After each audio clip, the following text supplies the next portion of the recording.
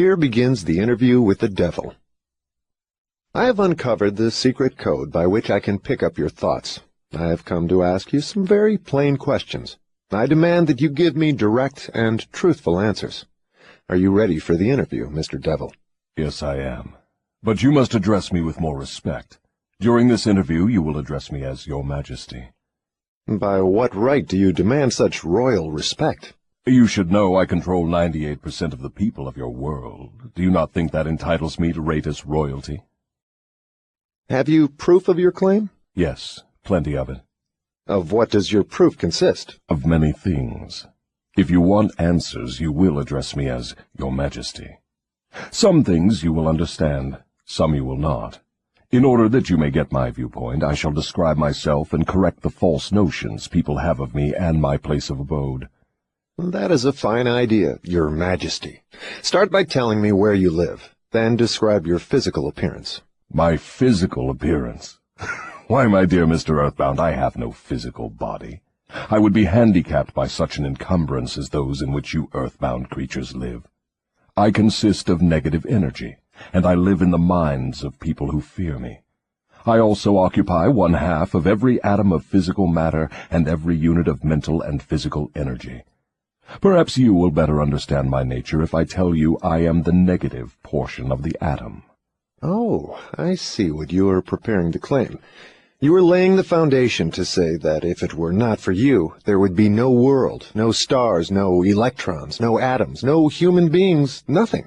Is that correct? True. Absolutely true. Well, if you only occupy 1/2 of energy and matter, who occupies the other half?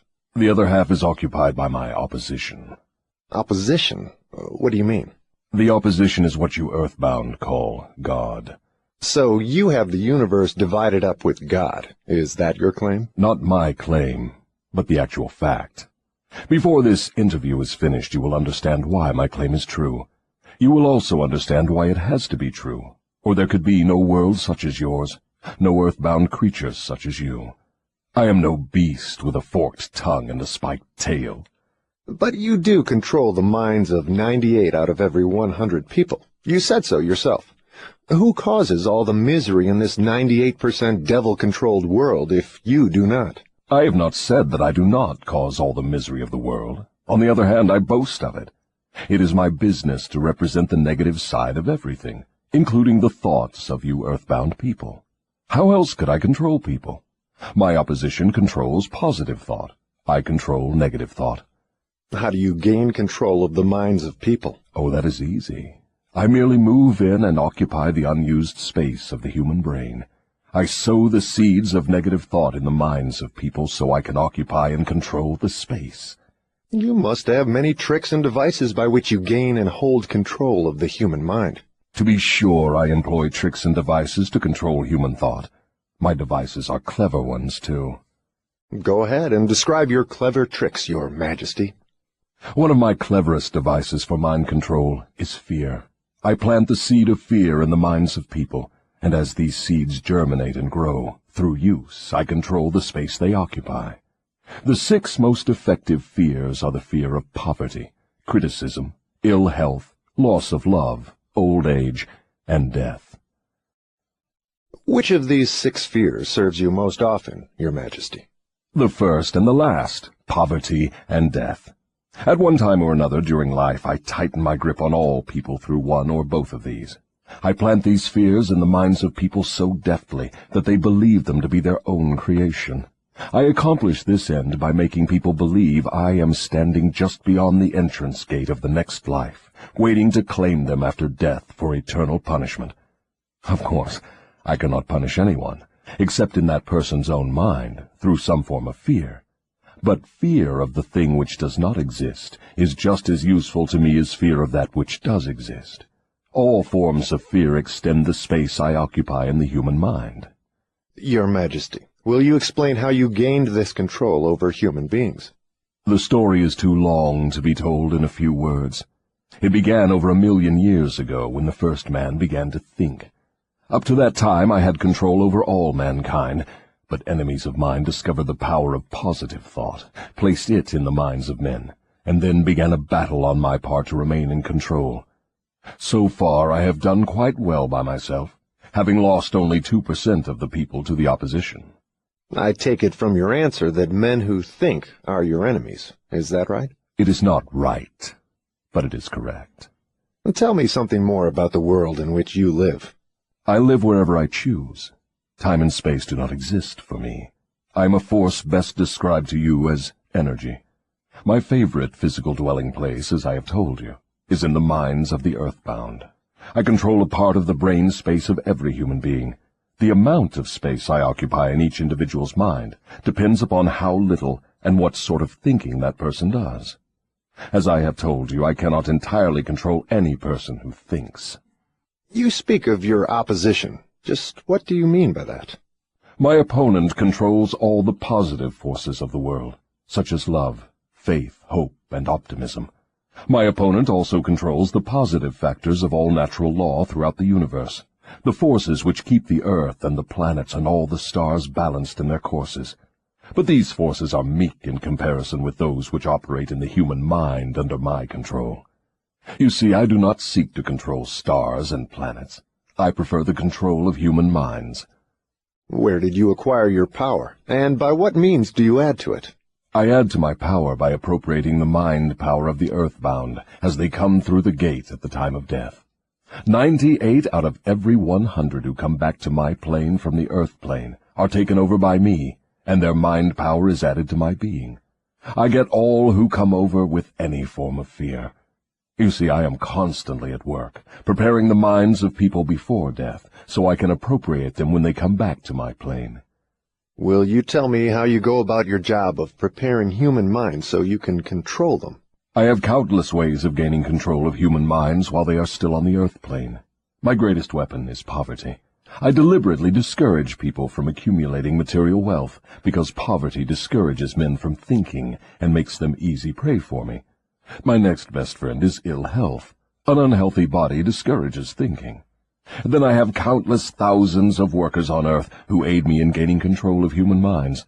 I have these agents placed in every calling. They represent every race and creed, every religion. Who are your greatest enemies on earth, Your Majesty? All who inspire people to think and act on their own initiative are my enemies. Such men as Socrates, Confucius, Voltaire, Emerson, Thomas Paine, and Abraham Lincoln.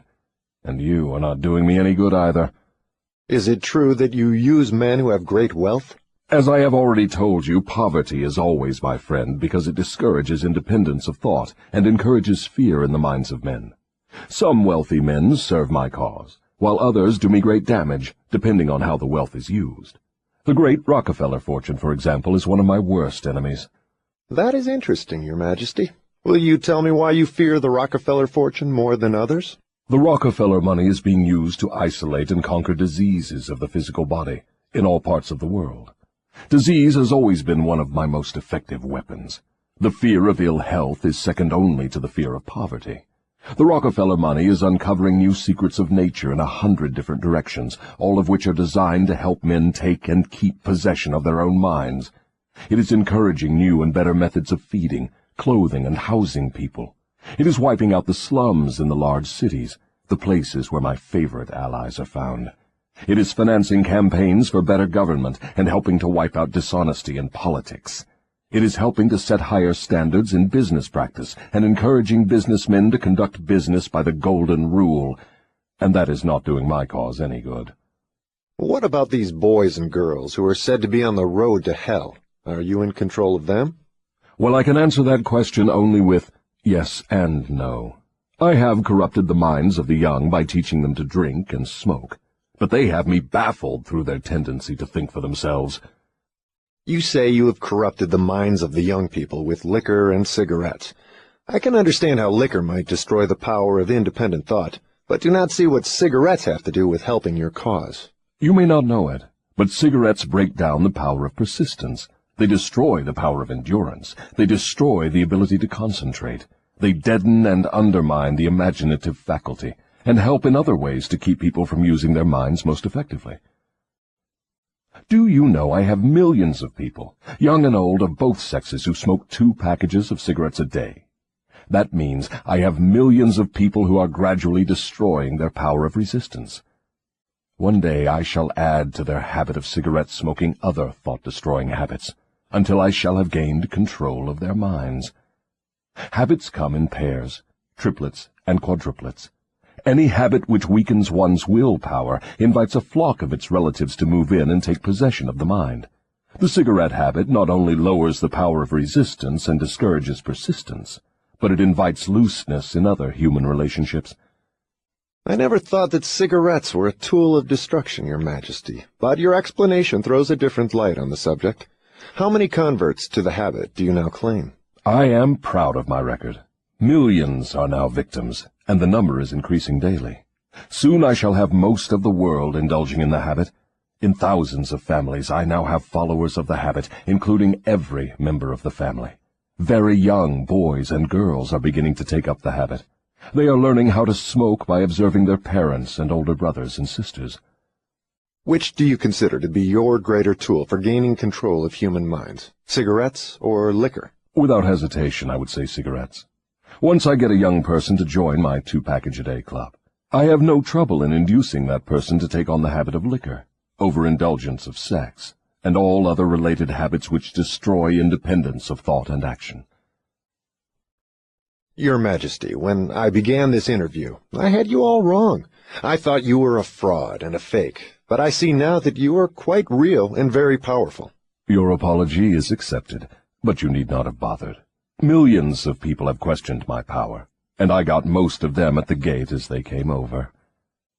I ask no person to believe in me. I prefer that people fear me. I am no beggar. I take what I want by cleverness and force. Begging people to believe is the business of my opposition, not mine. Your Majesty will please pardon my rudeness, but I would not be able to look myself in the face again if I did not tell you, here and now, that you are the damnedest fiend ever to be turned loose on innocent people. I always had the wrong conception of you. I thought you were kind enough to let people alone while they were living, that you merely tortured their souls after death.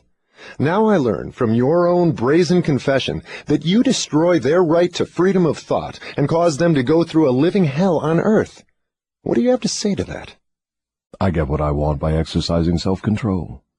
It is not so good for my own business, but I suggest you emulate me instead of criticizing me. You call yourself a thinker, and you are. Otherwise you would never have forced this interview on me.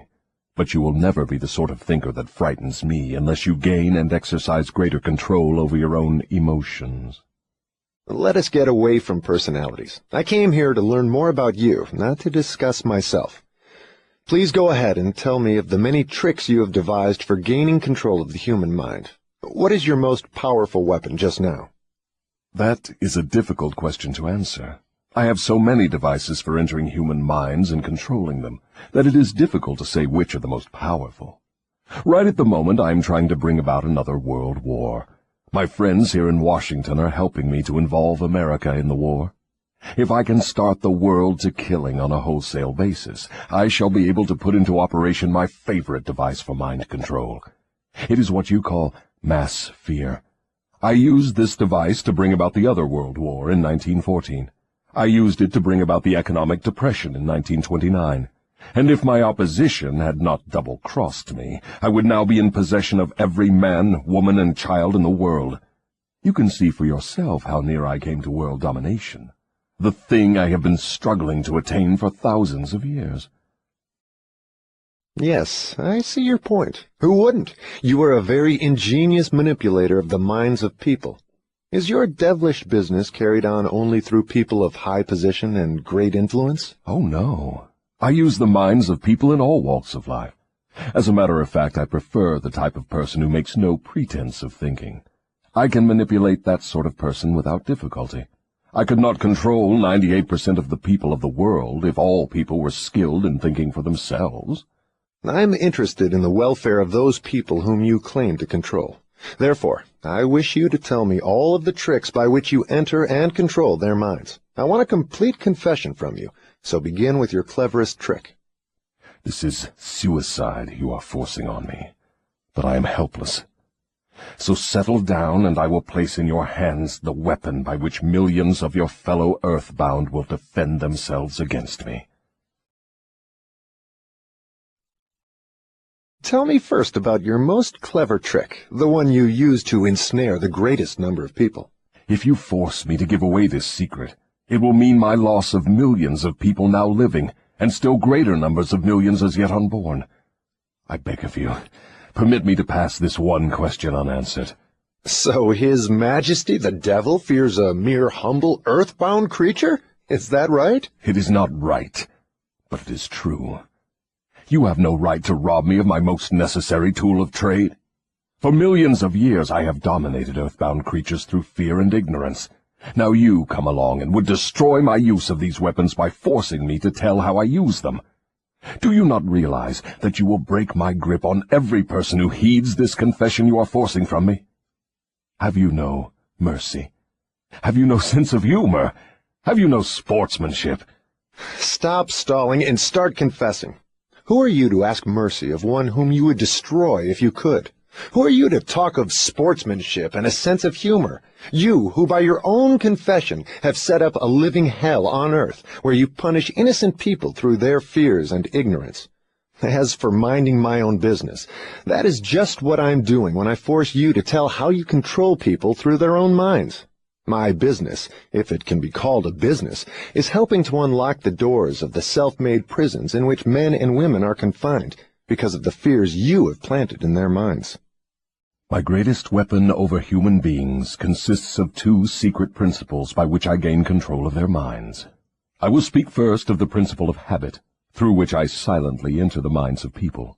By operating through this principle, I establish, I wish I could avoid using this word, the habit of drifting. When a person begins to drift on any subject, he is headed straight toward the gates of what you earthbound call hell. Describe all the ways in which you induce people to drift. Define the word and tell us exactly what you mean by it.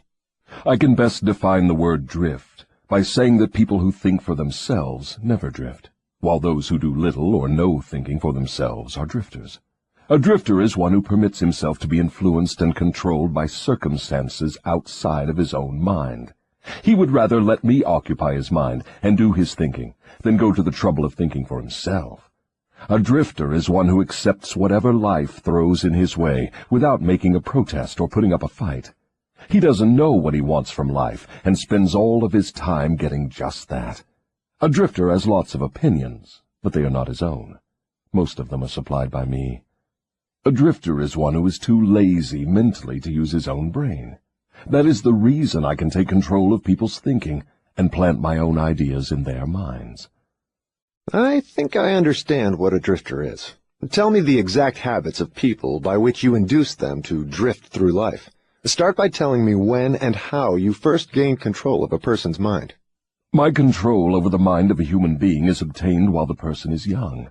Sometimes I lay the foundation for my control of a mind before the owner of it is born, by manipulating the minds of that person's parents. Sometimes I go further back than this, and prepare people for my control through what you earthbound call physical heredity. You see, therefore, I have two approaches to the mind of a person. Yes. Go on, and describe these two doors by which you enter and control the minds of human beings. As I have stated, I help to bring people into your world with weak brains by giving to them before birth as many as possible of the weaknesses of their ancestors. You call this principle physical heredity. After people are born, I make use of what you earthbound call environment as a means of controlling them. This is where the principle of habit enters. The mind is nothing more than the sum total of one's habits. One by one, I enter the mind and establish habits, which lead finally to my absolute domination of the mind. Tell me of the most common habits by which you control the minds of people. That is one of my cleverest tricks. I enter the minds of people through thoughts which they believe to be their own. Those most useful to me are fear, superstition, avarice, greed, lust, revenge, anger, vanity, and plain laziness. Through one or more of these I can enter any mind, at any age. But I get my best results when I take charge of a mind while it is young, before its owner has learned how to close any of these 9 doors. Then I can set up habits which keep the doors ajar forever. I'm catching on to your methods. Now, let us go back to the habit of drifting.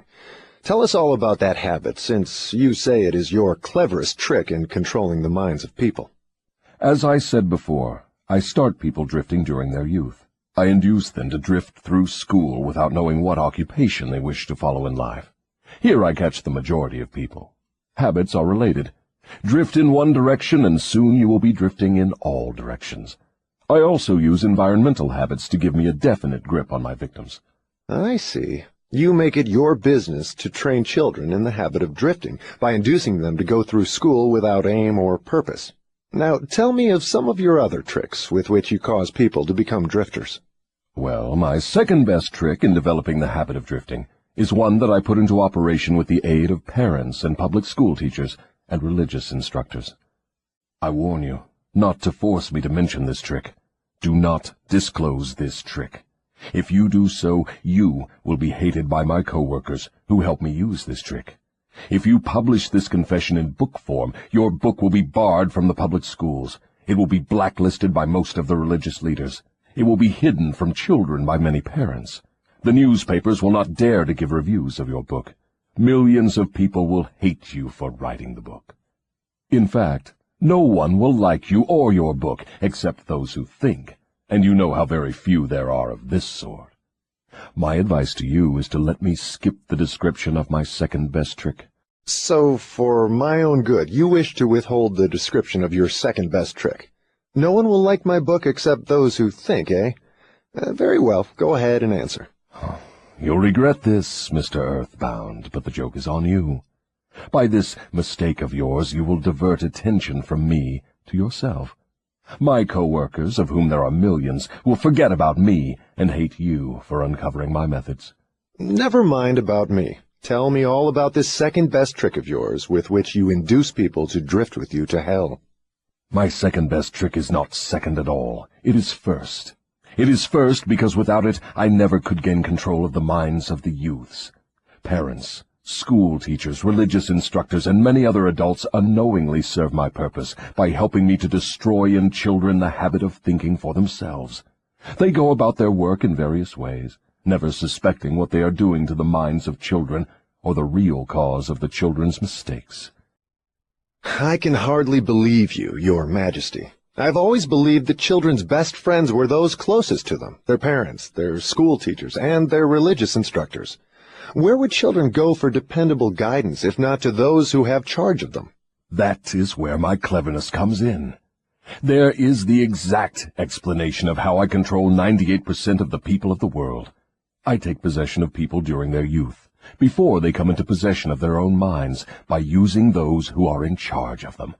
I especially need the help of those who give children their religious instruction, because it is here that I break down independent thought and start people on the habit of drifting, by confusing their minds with unprovable ideas concerning a world of which they know nothing.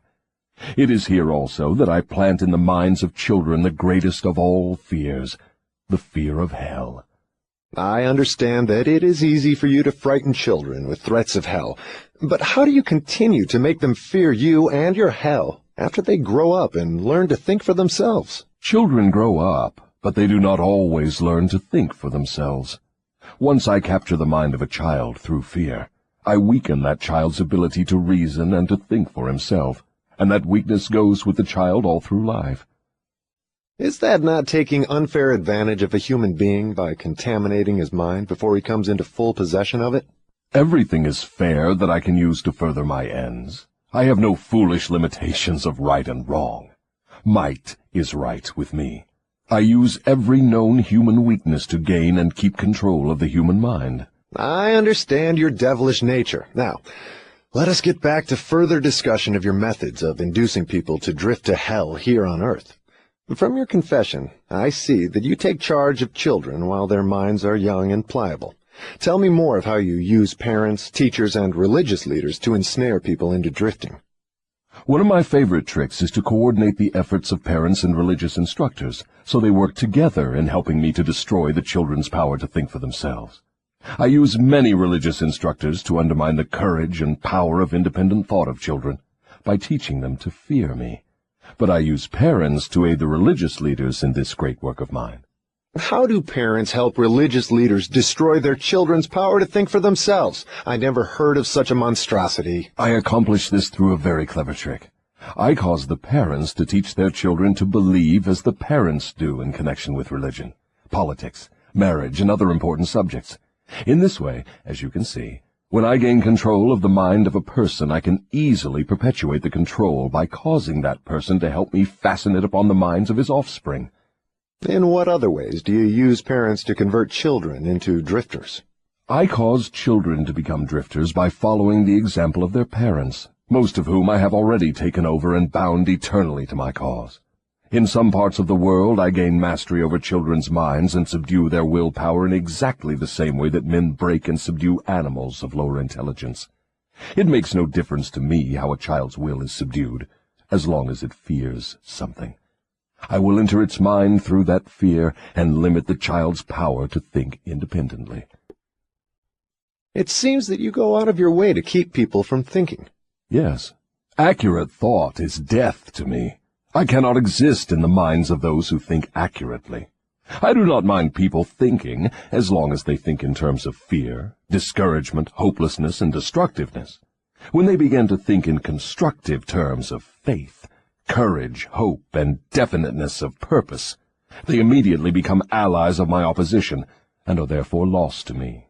I'm beginning to understand how you gain control of the minds of children through the help of their parents and religious instructors, but I do not see how the school teachers help you in this damnable work.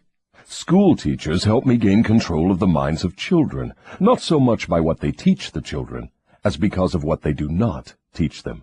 The entire public school system is so administered that it helps my cause by teaching children almost everything except how to use their own minds and think independently. I live in fear that someday some courageous person will reverse the present system of school teaching and deal my cause a death blow by allowing the students to become the instructors, using those who now serve as teachers only as guides to help the children establish ways and means of developing their own minds from within. When that time comes, the school teachers will no longer belong to my staff. I was under the impression that the purpose of all schooling was to help children to think. That may be the purpose of schooling, but the system in most of the schools of the world does not carry out the purpose. School children are taught not to develop and use their own minds, but to adopt and use the thoughts of others. This sort of schooling destroys the capacity for independent thought, except in a few rare cases where the children rely so definitely upon their own willpower that they refuse to allow others to do their thinking. Accurate thought is the business of my opposition, not mine. What relationship, if any, has your opposition with the homes, the churches, and the schools? Your reply to this question should be interesting. Here is where I make use of some more of my clever tricks. I cause it to appear that everything done by the parents, the school teachers, and the religious instructors is being done by my opposition. This diverts attention from me, while I manipulate the minds of the young. When religious instructors try to teach children the virtues of my opposition, they generally do so by frightening them with my name. That is all I ask of them. I kindle the flame of fear into proportions which destroy the child's power to think accurately. In the public schools, the teachers further my cause by keeping the children so busy cramming non-essential information into their minds, they have no opportunity to think accurately or to analyze correctly the things their instructors teach them. Do you claim for your cause all those who are bound by the habit of drifting? No. Drifting is only one of my tricks through which I take over the power of independent thought. Before a drifter becomes my permanent property, I must lead him on and ensnare him with another trick. I will tell you about this other trick after I finish describing my methods of converting people into drifters. Do you mean you have a method by which you can cause people to drift so far away from self-determination that they can never save themselves? Yes, a definite method, and it is so effective it never fails. Do I understand you to claim your method is so powerful your opposition cannot reclaim those whom you have permanently ensnared through drifting? I claim just that. Do you think I would control so many people if my opposition could prevent me? Nothing can stop me from controlling people except people themselves. Nothing can stop me except the power of accurate thought, People who think accurately do not drift on any subject. They recognize the power of their own minds. Moreover, they take over that power and yield it to no person or influence. Go ahead and tell me more of the methods by which you cause people to drift to hell with you. I cause people to drift on every subject through which I can control independent thought and action. Take the subject of health, for example. I cause most people to eat too much food, and the wrong sort of food. This leads to indigestion and destroys the power of accurate thought. If the public schools and the churches taught children more about proper eating, they would do my cause irreparable damage. Marriage. I cause men and women to drift into marriage without plan or purpose designed to convert the relationship into harmony. Here is one of my most effective methods of converting people into the habit of drifting. I cause married people to bicker and nag one another over money matters. I cause them to quarrel over the bringing up of their children. I engage them in unpleasant controversies over their intimate relationships and in disagreements over friends and social activities. I keep them so busy finding fault with one another that they never have time to do anything else long enough to break the habit of drifting. Occupation.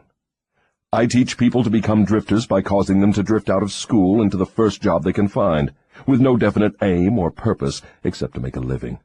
Through this trick, I keep millions of people in fear of poverty all their lives. Through this fear, I lead them slowly but surely onward until they reach the point beyond which no individual ever has broken the drifting habit. Savings. I cause people to spend freely and to save sparingly, or not at all, until I take complete control of them through their fear of poverty. Environment. I cause people to drift into inharmonious and unpleasant environments in the home, in their places of occupation, in their relationship with relatives and acquaintances, and to remain there until I claim them through the habit of drifting. Dominating thoughts. I cause people to drift into the habit of thinking negative thoughts. This leads to negative acts, and involves people in controversies and fills their minds with fears, thus paving the way for me to enter and control their minds. When I move in, I do so by appealing to people through negative thoughts, which they believe to be their own. I plant the seeds of negative thought in the minds of people through the pulpit, the newspapers, the moving pictures, the radio, and all other popular methods of appeal to the mind. I cause people to allow me to do their thinking for them, because they are too lazy and too indifferent to think for themselves. I conclude from what you say that drifting and procrastination are the same. Is that true? Yes, that is correct. Any habit which causes one to procrastinate, to put off reaching a definite decision, leads to the habit of drifting. Is man the only creature who drifts? Yes. All other creatures move in response to definite laws of nature. Man alone defies nature's laws and drifts when he wills. Everything outside the minds of men is controlled by my opposition, by laws so definite that drifting is impossible. I control the minds of men solely because of their habit of drifting, which is only another way of saying that I control the minds of men only because they neglect or refuse to control and use their own minds. This is getting to be pretty deep stuff for a mere human being. Let us get back to the discussion of something less abstract. Please tell me how this drifting habit affects people in the everyday walks of life, and tell me in terms the average person can understand. I would prefer to keep this interview up among the stars. No doubt you would. That would save you from being exposed. But let us come back to Earth. Tell me now what drifting is doing to us as a nation here in the United States. Frankly, I may as well tell you that I hate the United States as only the devil can hate. That is interesting. What is the cause of this hatred? The cause was born on July 4, 1776, when 56 men signed a document which destroyed my chances of controlling the nation. You know that document as the Declaration of Independence. Had it not been for the influence of that damnable document, I would now have a dictator running the country, and I would stop this right to free speech and independent thought that is threatening my rule on earth. Am I to understand from what you say that nations controlled by self-appointed dictators belong in your camp? There are no self-appointed dictators. I appoint them all. Moreover, I manipulate them and direct them in their work. Nations run by my dictators know what they want and take it by force. Look what I have done through Mussolini in Italy. Look what I am doing through Hitler in Germany. Look what I am doing through Stalin in Russia. My dictators run those nations for me because the people have been subdued through the habit of drifting.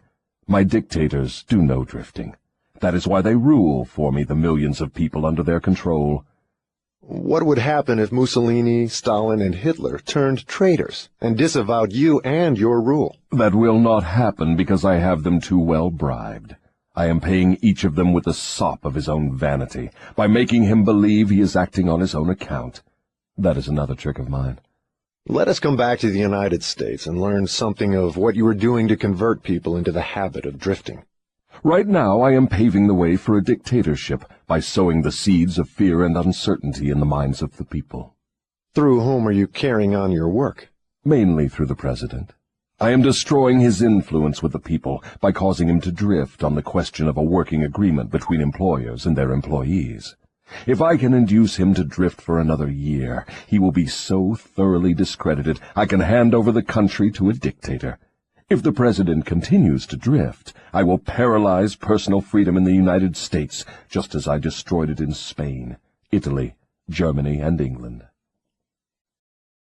What you say leads me to the conclusion that drifting is a weakness which inevitably ends in failure, whether among individuals or nations. Is that your claim? Drifting is the most common cause of failure in every walk of life. I can control anyone whom I can induce to form the habit of drifting on any subject.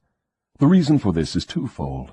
First, the drifter is just so much putty in my hands, to be molded into whatever pattern I choose, because drifting destroys the power of individual initiative. Second, the drifter cannot get help from my opposition, because the opposition is not attracted to anything so soft and useless. Is that why a few people are wealthy, while the majority of people are poor? That is exactly the reason. Poverty, like physical illness, is a contagious disease.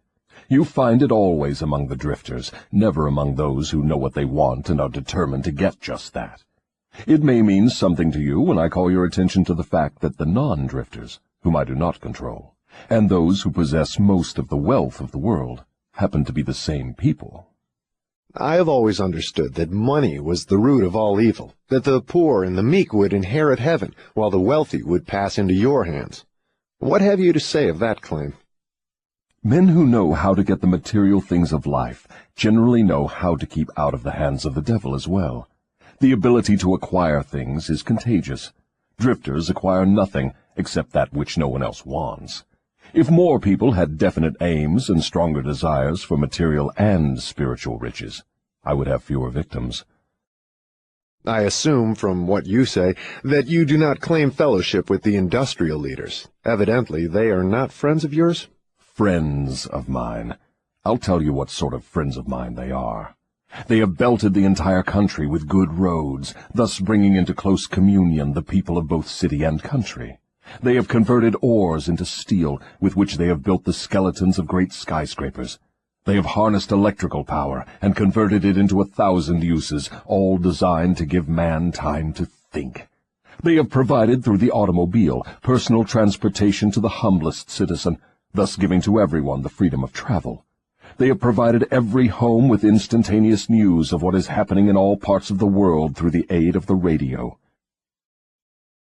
They have reared libraries in every city, town, and hamlet, and have filled them with books, giving to all who read a complete outline of the most useful knowledge mankind has gathered from his experiences. They have given the humblest citizen the right to express his own opinion on any subject, at any time, anywhere, without fear of molestation. And they have seen to it that every citizen may help make his own laws, levy his own taxes, and manage his own country through the ballot. These are but some of the things the industrial leaders have done to give every citizen the privilege of becoming a non-drifter. Do you think these men have helped my cause? Who are some of the present-day non-drifters over whom you have no control? I have control over no non-drifter, present or past. I control the weak, not those who think for themselves. Go ahead and describe a typical drifter. Give your description point by point so I can recognize a drifter when I see him. The first thing you will notice about a drifter is his total lack of a major purpose in life. He will be conspicuous by his lack of self-confidence. He will never accomplish anything requiring thought and effort. He spends all he earns, and more, too, if he can get credit. He will be sick or ailing from some real or imaginary cause, and calling to high heaven if he suffers the least physical pain. He will have little or no imagination. He will lack enthusiasm and initiative to begin anything he is not forced to undertake, and he will plainly express his weakness by taking the line of least resistance whenever he can do so. He will be ill-tempered and lacking in control over his emotions. His personality will be without magnetism, and it will not attract other people. He will have opinions on everything but accurate knowledge of nothing. He may be jack of all trades, but good at none. He will neglect to cooperate with those around him, even those on whom he must depend for food and shelter.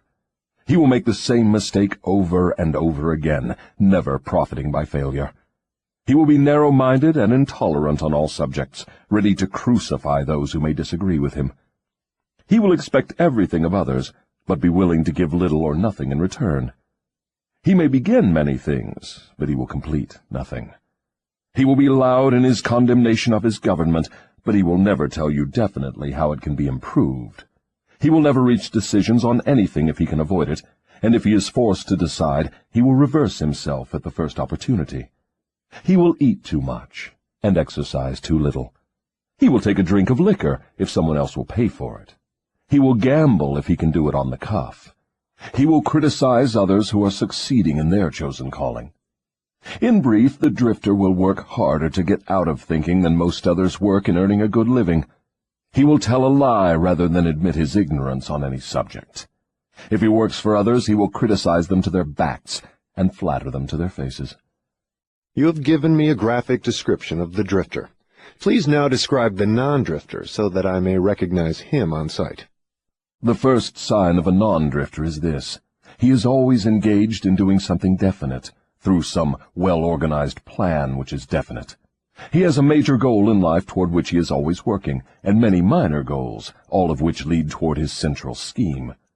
The tone of his voice, the quickness of his step, the sparkle in his eyes, the quickness of his decisions clearly mark him as a person who knows exactly what he wants and is determined to get it, no matter how long it may take, or what price he must pay. If you ask him questions, he gives you direct answers, and never falls back on evasions or resorts to subterfuge. He extends many favors to others, but accepts favors sparingly, or not at all. He will be found up front, whether he is playing a game or fighting a war. If he does not know the answers, he will say so, frankly. He has a good memory, never offers an alibi for his shortcomings. He never blames others for his mistakes, no matter if they deserve the blame. He used to be known as a go-getter, but in modern times he is called a go-giver. You will find him running the biggest business in town, living on the best street, driving the best automobile, and making his presence felt wherever he happens to be. He is an inspiration to all who come into contact with his mind. The major distinguishing feature of the non-drifter is this. He has a mind of his own, and uses it for all purposes. Is the non-drifter born with some mental, physical, or spiritual advantage not available to the drifter? No. The major difference between the drifter and the non-drifter is something equally available to both. It is simply the prerogative right of each to use his own mind and think for himself. What brief message would you send to the typical drifter if you wished to cure him of this evil habit? I would admonish him to wake up and give. Give what? Some form of service useful to as many people as possible. So the non-drifter is supposed to give, is he? Yes, if he expects to get, and he must give before he gets. Some people doubt that you exist. I wouldn't worry about that if I were you. Those who are ready to be converted from the habit of drifting will recognize the authenticity of this interview by its soundness of counsel. The others are not worth the trouble it would take to convert them. Why do you not try to stop me from publishing this confession I'm wringing from you? Because that would be the surest of all ways to guarantee you will publish it. I have a better plan than trying to suppress publication of my confession. I will urge you to go ahead with the publication, then sit back and watch you suffer when some of my faithful drifters begin to make things hot for you. I will not need to deny your story. My followers will do that for me. See if they don't. If this confession of yours stopped right here, Your statement would be sound, but fortunately for millions of your victims who will gain their release because of your confession, this interview will continue until you have supplied me with the weapon by which you will eventually be restrained from domination of people through their fears and superstitions. Remember, Your Majesty, your confession has just begun. After I wring from you a description of the methods by which you control people, I will force you also to give the formula by which your control can be broken at will. It is true I shall not remain here long enough to defeat you, but the published word I leave behind me will be deathless, because it will consist of truth. You fear the opposition of no individual, because you know it will be short, but you do fear truth. You fear truth and nothing else, for the reason it is slowly but definitely giving human beings freedom from all manner of fear. Without the weapon of fear, you would be helpless and entirely unable to control any human being. Is that true or false? I have no alternative but to admit that what you say is true. Now that we understand each other, let us go ahead with your confession. But before we continue, I may as well take time out to do a little boasting on my own account, now that you have had your fling at it. I will confine myself to one question, the answer to which will give me all the satisfaction I want. Is it not true that you control only the minds of those who have allowed the drifting habit to be fixed upon them? Yes, that is true. I have already admitted this truth in a dozen or more different ways. Why do you tantalize me by repeating the question? There is power in repetition. I'm forcing you to repeat the highlights of your confession in as many different ways as possible, so your victims may check this interview and determine its soundness by their own experiences with you. That is one of my little tricks. Do you approve of my method? You couldn't be setting a trap for me for the purpose of doing some more boasting, could you? I am asking the questions, and you are doing the answering. Go ahead now and confess why you are powerless to stop me from forcing this confession from you. I want your confession for aid and comfort to victims of yours whom I intend to release from your control the moment they read your confession. I am powerless to influence or control you, because you have found the secret approach to my kingdom. You know that I exist only in the minds of people who have fears. You know that I control only the drifters who neglect to use their own minds. You know that my hell is here on earth, and not in the world that comes after death. And you know also that drifters supply all the fire I use in my hell. You know that I am a principle or form of energy which expresses the negative side of matter and energy, and that I am not a person with a forked tongue and a spiked tail. You have become my master because you have mastered all your fears. Lastly, you know that you can release all of my earthbound victims whom you contact, and this definite knowledge is the blow with which you will deal me the greatest damage. I cannot control you because you have discovered your own mind, and you have taken charge of it. There now, Mr. Earthbound, that confession should feed your vanity to the bursting point. That last dart was unnecessary. Knowledge of the sort I have used to master you does not contaminate itself with vulgar indulgence and vanity. Truth is the one and only thing in the world that can stand ridicule. Now let us continue with your confession. What is wrong with the principle of flattery? You use it, do you not? Do I use it? Man alive, flattery is one of my most useful weapons. With this deadly instrument I slay the big ones and the little ones. Your admission interests me. Go ahead now and tell me how you make use of flattery. I make use of it in so many ways it is difficult to know where to begin. I warn you, before I answer in detail, that publishing my answers will bring down an avalanche of ridicule on your head for bringing up the question. I'll take the responsibility. Proceed. Well, I may as well here admit that you have stumbled onto the major secret of how I convert people to the habit of drifting. That is a startling admission. Go ahead with your confession, and stick strictly to this subject of flattery. No more side remarks and no more facetiousness for the present. Tell me all about your use of flattery in gaining control over people. Flattery is a bait of incomparable value to all who wish to gain control over others. It has powerful pulling qualities because it operates through two of the most common human weaknesses, vanity and egotism. There is a certain amount of vanity and egotism in everyone. In some people these qualities are so pronounced, they literally serve as a rope by which one may be bound. The best of all ropes is flattery. Flattery is the chief bait through which men seduce women. Sometimes, in fact, frequently, women use the same bait to gain control of men, especially men who cannot be mastered through sex appeal. I teach its use to both men and women. Flattery is the chief bait with which my agents weave their way into the confidence of people from whom they procure information needed to carry on warfare. Wherever anyone stops to feed his vanity on flattery, I move in and begin to build another drifter. Non-drifters are not easily flattered. I inspire people to use flattery in every human relationship where its use is possible, because those who are influenced by it become easy victims of the drifting habit. Can you control anyone who is amenable to flattery? Very easily. As I have already told you, flattery is of major importance in alluring people into the habit of drifting. At what age are people most susceptible to flattery? Age has nothing to do with one's susceptibility to flattery. People respond to it in one way or another from the time they become conscious of their own existence until they die. Through what motive can women be most easily flattered? Their vanity. Tell a woman she is pretty or that she wears clothes well. What motive is most effective in harpooning men? Egotism, with a capital E. Tell a man he has a strong Herculean body or that he is a great business tycoon, and he will purr like a cat and smile like an opossum. After that, you know what happens. Are all men like that? Oh, no.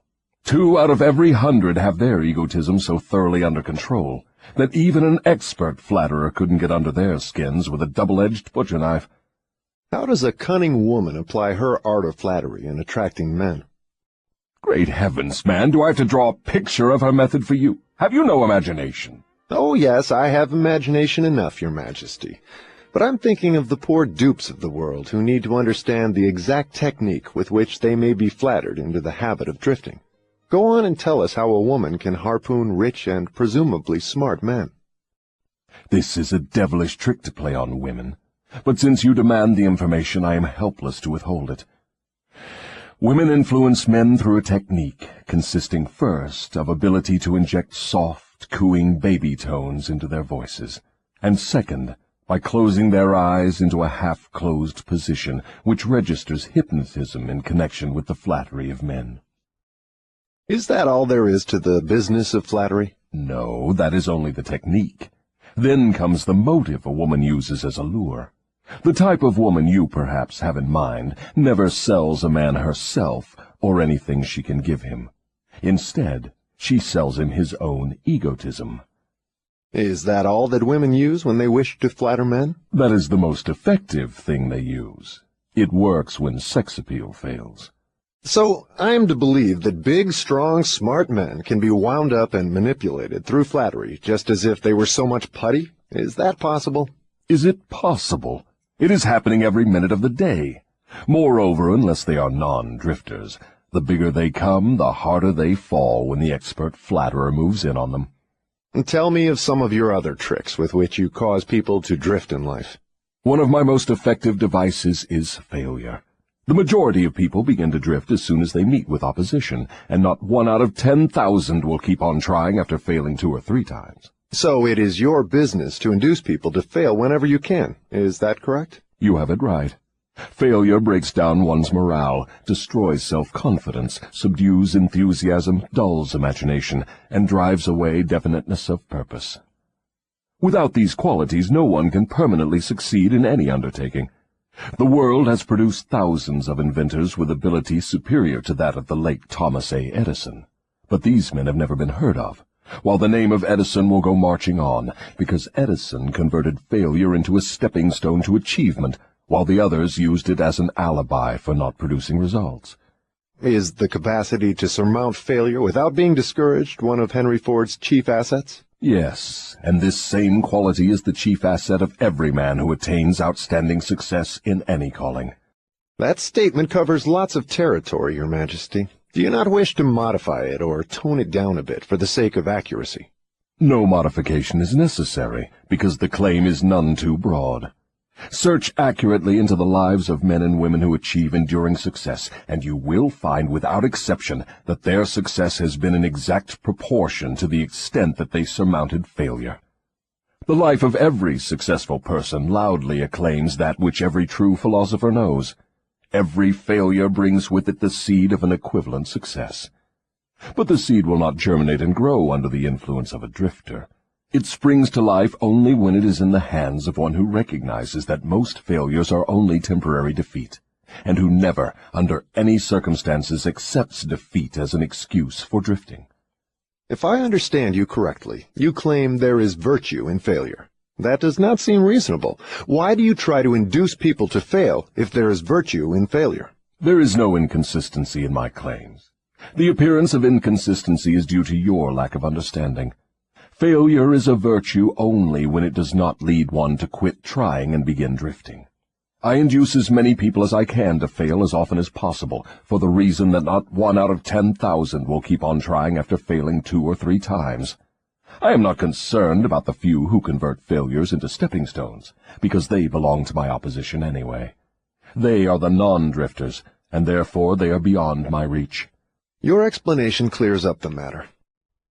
Now go ahead and tell me of some of your other tricks with which you allure people into drifting. One of my most effective tricks is known to you as propaganda.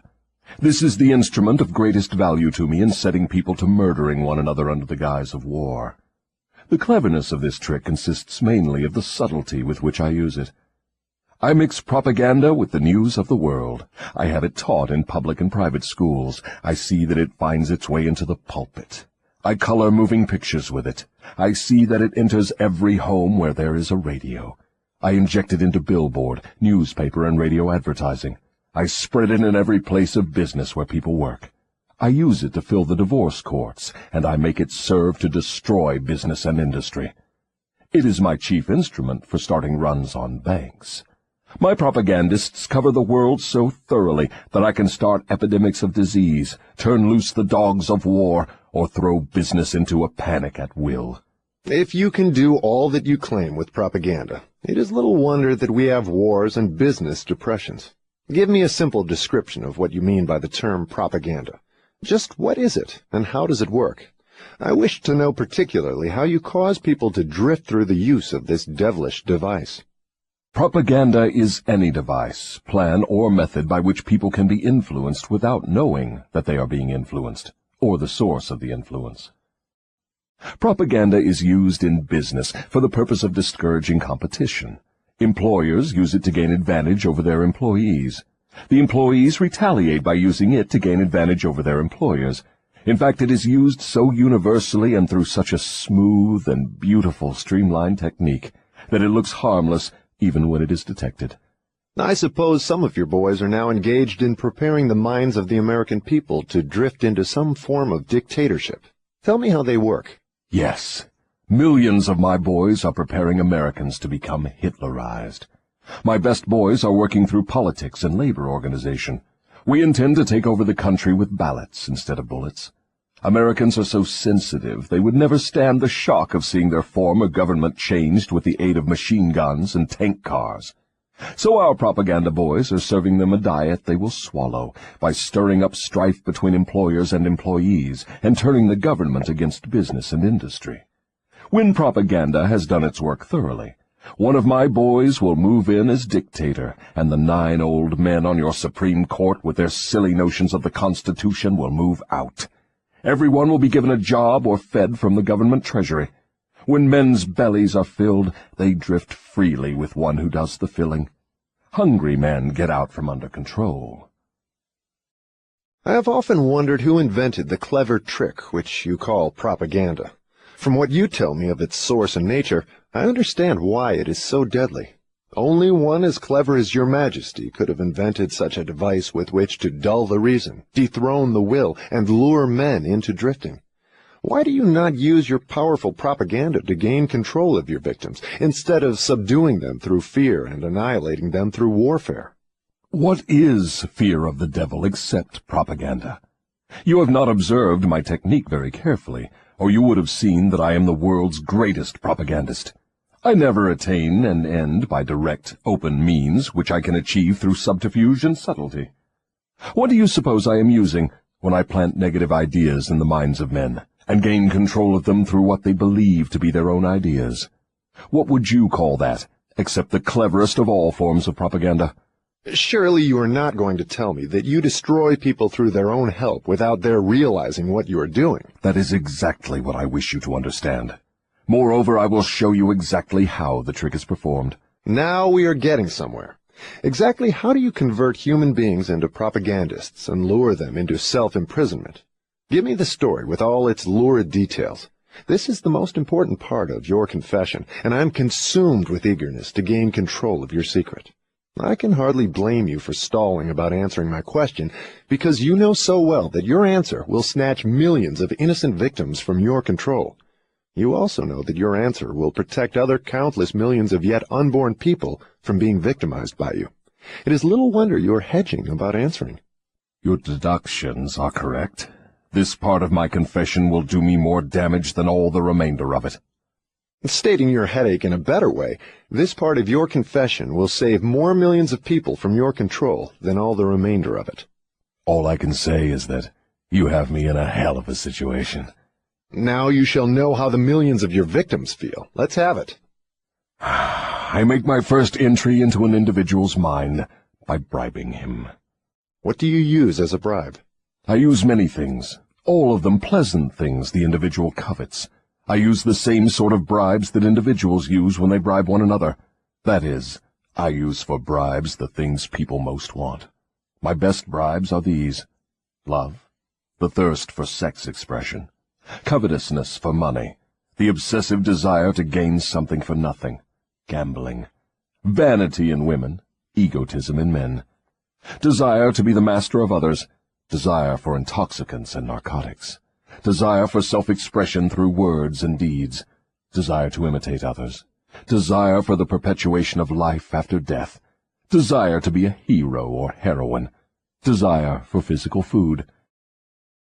That is an imposing list of bribes, Your Majesty.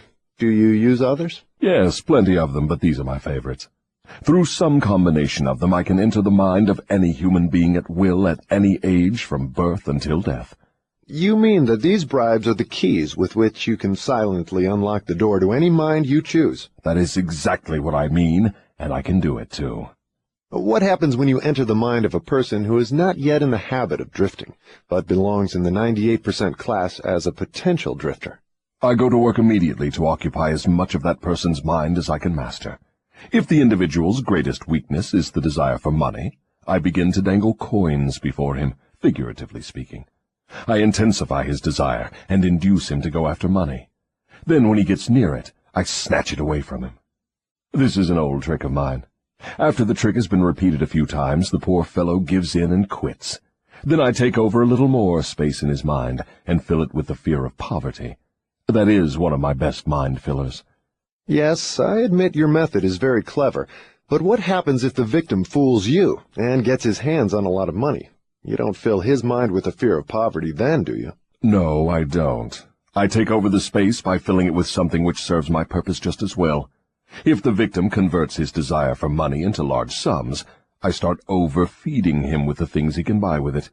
For example, I cause him to stuff himself with rich foods. This slows down his thinking capacity, endangers his heart, and starts him on the road to drifting. Then I pester him with intestinal poisoning through the surplus food he eats. That also slows down his thinking and gives him a nasty disposition. What if the victim is not a glutton? What other follies can you induce him to pick up that lead to drifting? If the victim is a male, I can usually snare him through his sex appetite. Overindulgence in sex starts more men into drifting toward failure than all other causes combined. So food and sex are two of your surefire baits. Is that correct? Yes. With these two lures, I can take over a majority of my victims. And then there is the desire for money.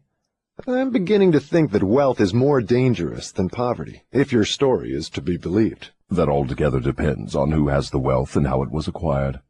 What has the manner in which money is acquired to do with its being a blessing or a curse? Everything. If you don't believe me, take a look at those who acquire a large amount of money quickly, without time to get wisdom along with it, and observe how they use it. Why do you suppose rich men's sons seldom equal the achievements of their fathers? I'll tell you why. It is because they have been deprived of the self-discipline which comes from being forced to work. Look into the records of moving picture stars or athletes who suddenly find themselves in possession of big money and hero worship and praise from the public. Observe how quickly I move in and take them over in many cases, mainly through sex, gambling, food, and liquor. With these, I catch and control the biggest and the best of people as soon as they get their hands on big money. What about those who acquire money slowly, by rendering some form of useful service? Are they easily snared too? Oh, I get them all right, but I generally have to change my bait. Some of them want one thing and others want something else. Where my purpose is best served, I see to it that they get what they want most, but I manage to wrap in the package something they don't want. The thing I give them is the definite thing that makes them drifters. Do you see how I work? And very clever work it is. You lure people on through their natural desires, but you slip your deadly poison into the object of those desires wherever you can. Now you are catching on. You see, I play both ends against the middle, so to speak. From all you say, I infer that you cannot induce a non-drifter to help you gain control of his mind by baiting him with your bribes. Is that correct? That is exactly correct. I can, and I do, interest non-drifters in my bribes, because I use for the purpose of bribery the things all people naturally desire. But the non-drifter resembles a fish that steals the bait from your hook, but refuses to take the hook. The non-drifter takes from life whatever he wants, but he takes it on his own terms. The drifter takes whatever he can get, but he takes what he gets on my terms. Stating the matter in another way, the non-drifter borrows money from a legitimate banker if he wants it, and pays a legitimate rate of interest. The drifter goes to the pawn shop, hawks his watch, and pays a suicidal rate of interest for his loan. So I draw from your claims the conclusion that your hand is mixed up somehow in all of people's troubles and miseries, even though your presence may not be visible. My unwilling workers are often my best workers. You see, my unwilling workers are those whom I cannot control with some combination of bribes, people whom I have to master by fear or through some form of misfortune. They do not wish to serve me, but they cannot avoid it, because they are eternally bound to me by the habit of drifting. Now I am beginning to better understand your technique. You bribe your victims through their natural desires and lead them astray while you induce them to become drifters if they respond to your lure. If they refuse to respond, you plant the seed of fear in their minds, or trap them through some form of misfortune, and hog-tie them while they are down. Is that your method? That is exactly the way I work. Clever, don't you think? Which do you prefer to serve as your propagandists, the young or the old? The young, of course. They can be influenced by most bribes more easily than people of mature judgment. Moreover, they have longer to remain in my service. Your Majesty has given me a clear description of drifting.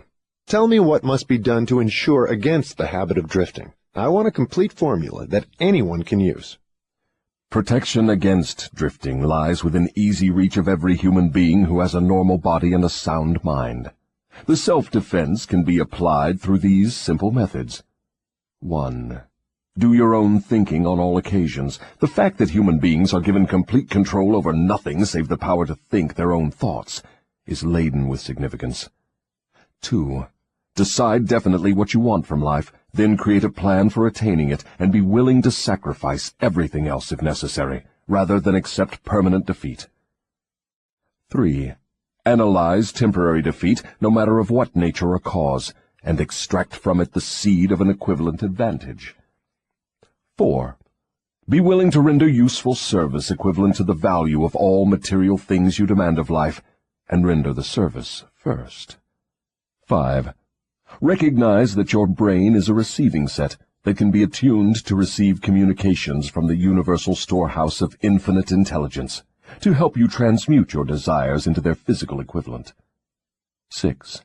Recognize that your greatest asset is time, the only thing except the power of thought which you own outright, and the one thing which can be shaped into whatever material things you want. Budget your time so none of it is wasted. 7. Recognize the truth that fear generally is a filler with which the devil occupies the unused portion of your mind, that it is only a state of mind which you can control by filling the space it occupies with faith in your ability to make life provide you with whatever you demand of it. 8. When you pray, do not beg. Demand what you want, and insist upon getting exactly that, with no substitutes. 9. Recognize that life is a cruel taskmaster, and that either you master it, or it masters you. There is no halfway or compromising point. Never accept from life anything you do not want. If that which you do not want is temporarily forced upon you, you can refuse, in your own mind, to accept it, and it will make way for the thing you do want. 10. Lastly, remember that your dominating thoughts attract, through a definite law of nature, by the shortest and most convenient route, their physical counterpart. Be careful what thoughts you dwell upon. That list looks imposing. Give me a simple formula, combining all the 10 points. If you had to combine all 10 in one, what would it be? Be definite in everything you do, and never leave unfinished thoughts in the mind. Form the habit of reaching definite decisions on all subjects. Can the habit of drifting be broken, or does it become permanent once it has been formed? The habit can be broken if the victim has enough willpower, providing it is done in time.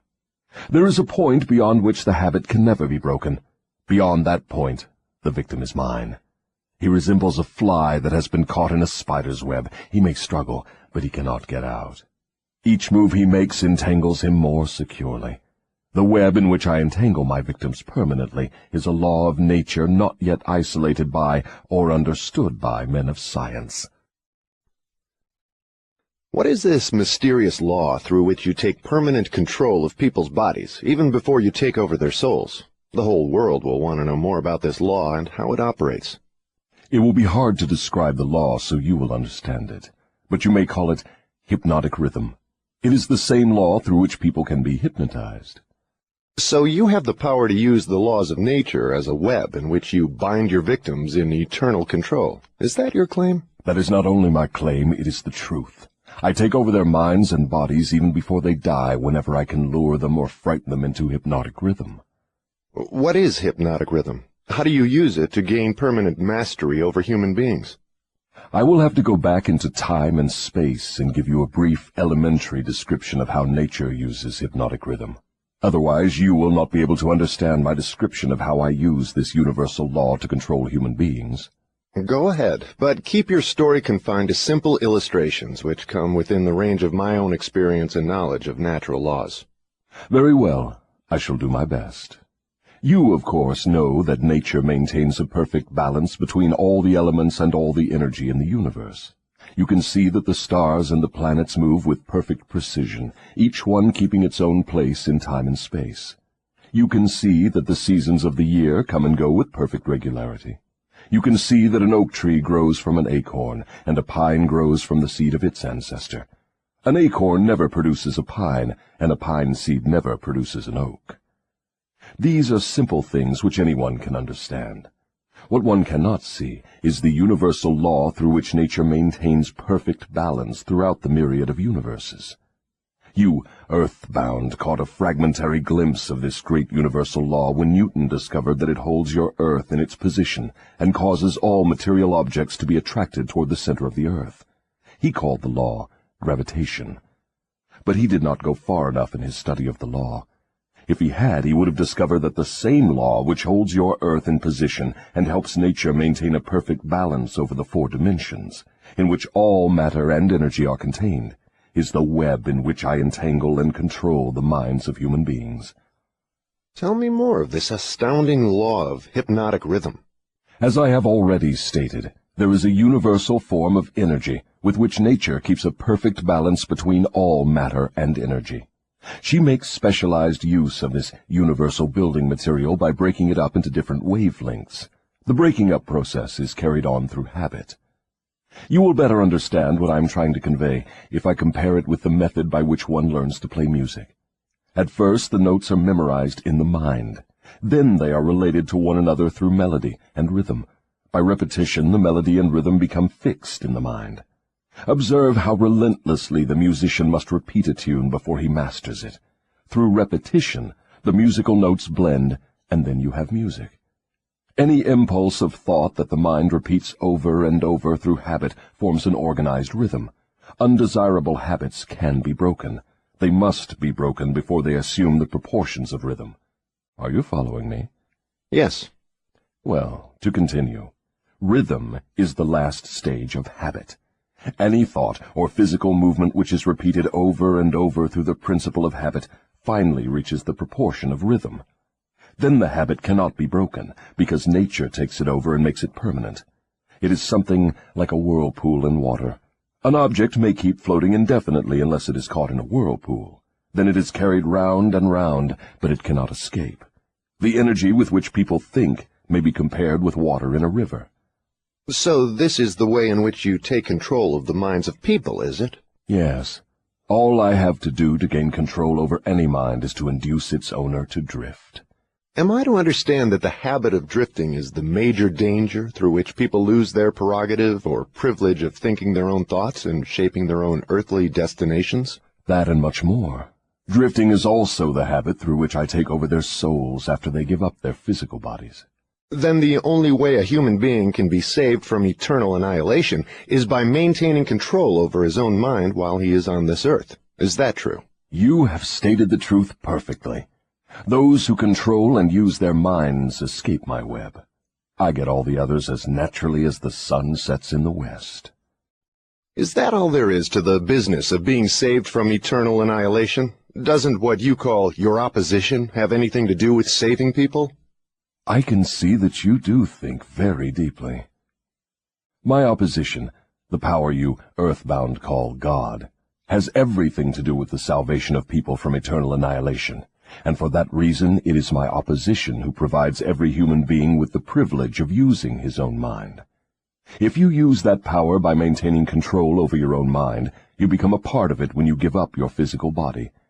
If you neglect to use it, then I have the privilege of taking advantage of the neglect through the law of hypnotic rhythm. How much of a person do you take over when you gain control of him? Everything that is left after he ceases to control and use his own mind. In other words, when you gain control of a person, you take over all there is of his individuality up to the time that he quits using his own mind. Is that correct? That is how I operate.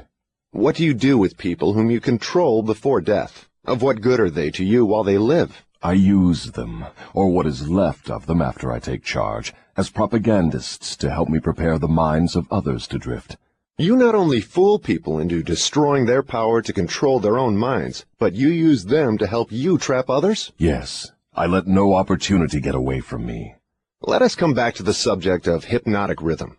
Tell me more of how this law works. Show me how you use individuals to help you gain control over others. I want to know something of the most effective way you use hypnotic rhythm. Oh, that is easy. The thing I like best is to fill the minds of people with fear. Once I fill one's mind with fear, I have little trouble causing him to drift until I have entangled him in the web of hypnotic rhythm. What human fear best serves your purpose? The fear of death.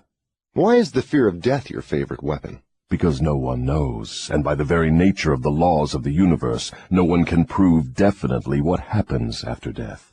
This uncertainty frightens people out of their wits. People who give over their minds to fear, any sort of fear, neglect to use their minds and begin to drift. Eventually they drift into the whirlpool of hypnotic rhythm, from which they may never escape. Then you do not mind what religious leaders think or say of you when they speak of death? Not as long as they say something. If the churches should stop talking about me, my cause would receive a severe setback. Every attack made against me fixes the fear of me in the minds of all who are influenced by it. You see, opposition is the thing that keeps some people from drifting, providing they do not yield to it. Since you claim the churches help instead of hindering your cause, tell me what would give you cause to worry. My only worry is that someday a real thinker may appear on earth. What would happen if a thinker did appear? You ask me what would happen. I'll tell you what would happen. People would learn the greatest of all truths, that the time they spend in fearing something would, if reversed, give them all they want in the material world and save them from me after death. Isn't that worth thinking about? What is keeping such a thinker from appearing in the world? Fear of criticism. It may interest you to know that the fear of criticism is the only effective weapon I have with which to whip you. If you were not afraid to publish this confession after you wring it from me, I would lose my earthly kingdom. And if I did surprise you and publish it, how long would it be until you lost your kingdom? Just long enough for one generation of children to grow into understanding. You cannot take the adults from me. I have them too securely sewed up. But if you published this confession, it would be sufficient to keep me from gaining control of the yet unborn and those who have not yet reached the age of reason. You wouldn't dare publish what I have told you about the religious leaders. They would crucify you. I thought the savage practice of crucifixion went out of style 2,000 years ago. I don't mean crucifixion on a cross. I mean social and financial crucifixion. Your income would be shut off. You would become a social outcast. Religious leaders and their followers alike would treat you with scorn. Suppose I should choose to throw in my lot with the select few who make a pretense of using their own minds rather than fear the masses who do not, the masses of whom you claim 98%. If you have courage enough to do this, you will crimp my style. Why do you lay claim to no scientist? Don't you like scientists? Oh, yes. I like all people well enough, but true scientists are out of my reach. Why? Because they think for themselves and spend their time studying natural laws. They deal with cause and effect. They deal with facts wherever they find them. But do not make the mistake of believing scientists have no religion. They have a very definite religion. What is their religion? The religion of truth. The religion of natural law. If the world ever produces an accurate thinker with ability to fathom the deeply buried secret of life and death, you can be sure that science will be responsible for the catastrophe. Catastrophe to whom? To me, of course. Let's get back to the subject of hypnotic rhythm. I want to know more about it. Is it something like the principle through which people can hypnotize one another? It is precisely the same thing. I have already told you so. Why do you repeat your questions? That is an old worldly custom of mine, Your Majesty. For your enlightenment, I will tell you, I am forcing you to repeat many of your statements for the sake of emphasis. I'm also trying to see if I can catch you in a lie. Don't dodge the issue. Get back to hypnotic rhythm and tell me all you know about it. Am I a victim of it? Not now, but you barely missed falling into my web. You drifted toward the whirlpool of hypnotic rhythm until you discovered how to force me into making this confession. Then I lost control of you.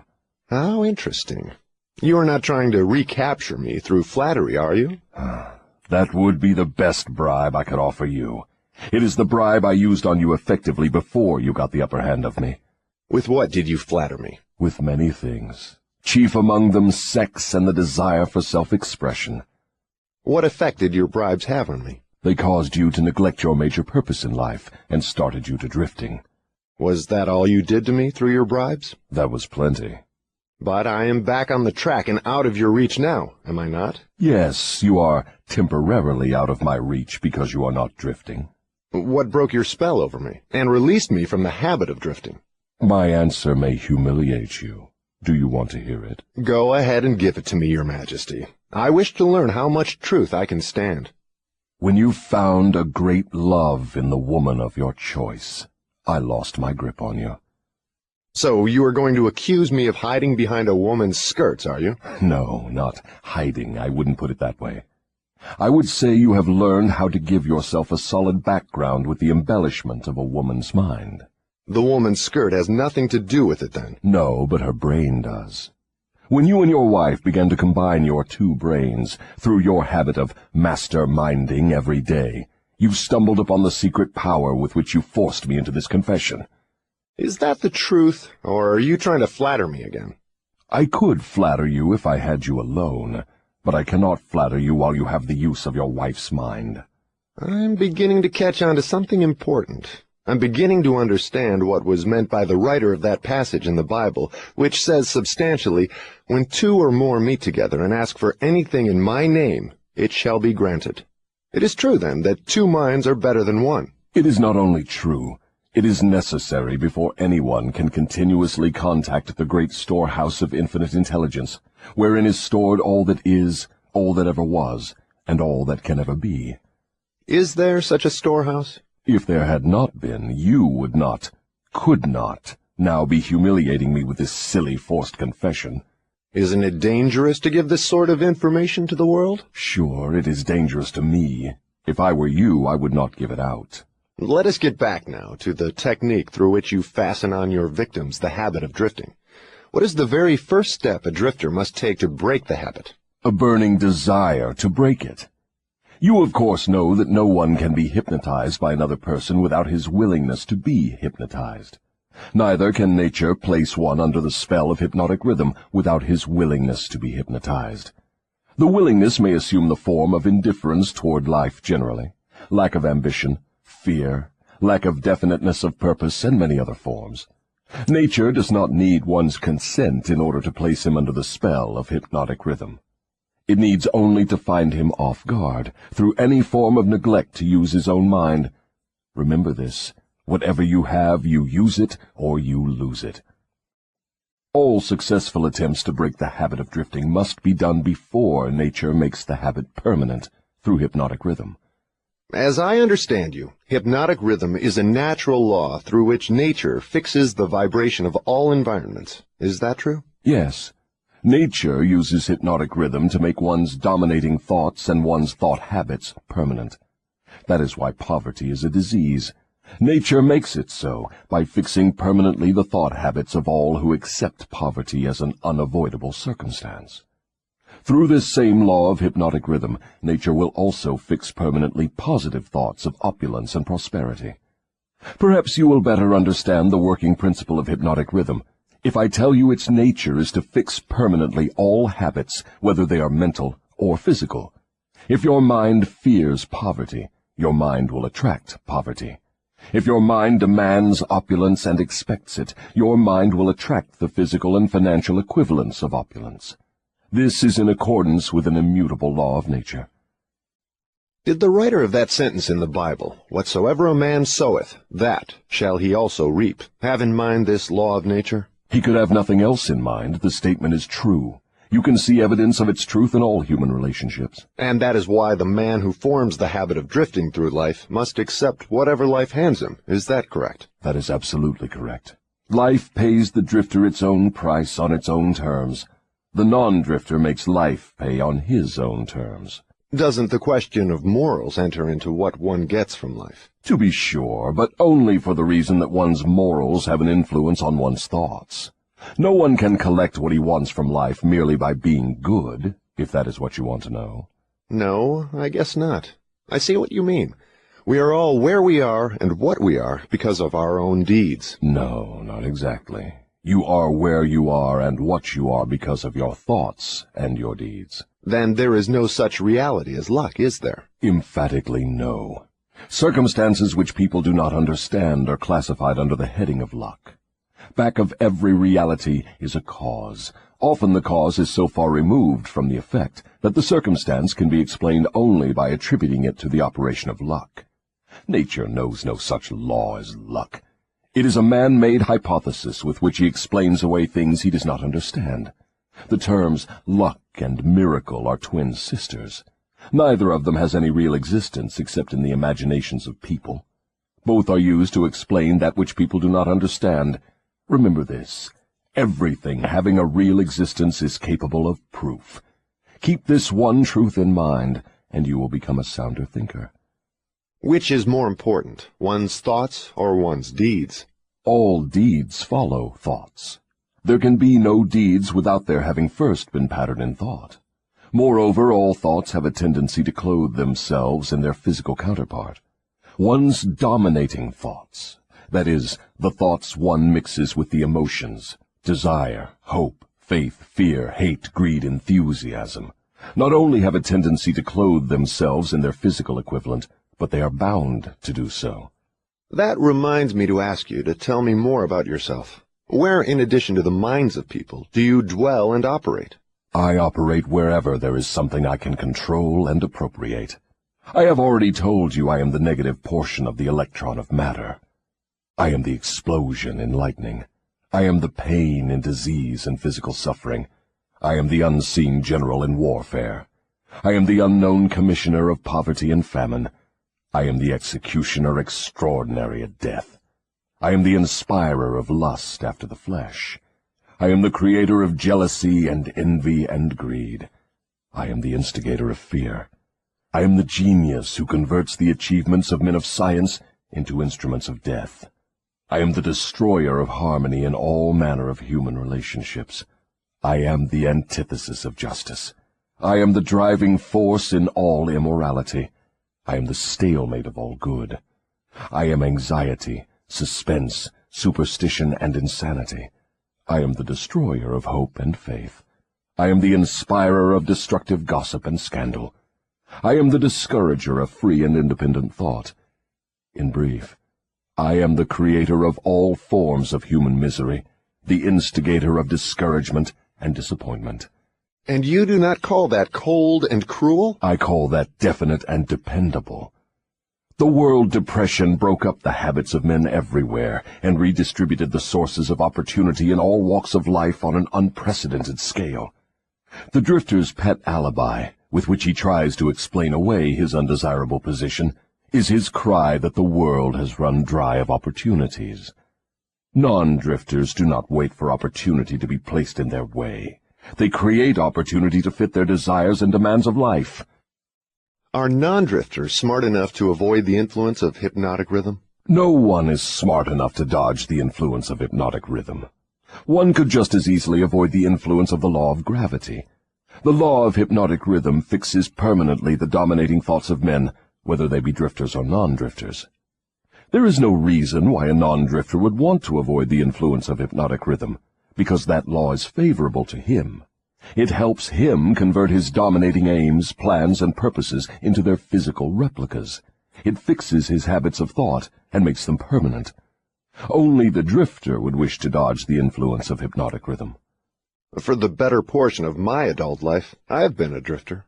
How did I manage to escape being swept into the whirlpool of hypnotic rhythm? You haven't escaped. The major portion of your dominating thoughts and desires since you reached adulthood has been a well-defined, definite desire to understand all the potentialities of the mind. You may have drifted on thoughts of lesser importance, but you did not drift in connection with this desire. Because you did not drift, you are now recording a document which gives you exactly what your dominating thoughts demanded of life. Why doesn't your opposition use hypnotic rhythm to make permanent one's higher thoughts and nobler deeds? Why does your opposition permit you to use this stupendous force as a means of entangling people in a web of evil, spun by their own thoughts and deeds? Why does your opposition not outwit you by binding people with thoughts which build and lift them above your influence? The law of hypnotic rhythm is available to all who will use it. I make use of it more effectively than does my opposition, because I offer people more attractive bribes to think my sort of thoughts and indulge in my sort of deeds. In other words, you control people by making negative thinking and destructive deeds pleasing to them. Is that correct? That is the idea exactly. I've often wondered why your opposition, what we earthbound call God, does not annihilate you. Can you tell me why? Because the power is as much mine as his. It is as available to me as to him. That is what I have been trying to get over to you. The highest power in the universe can be used for constructive purposes, through what you call God, or it can be used for negative purposes, through what you call the devil.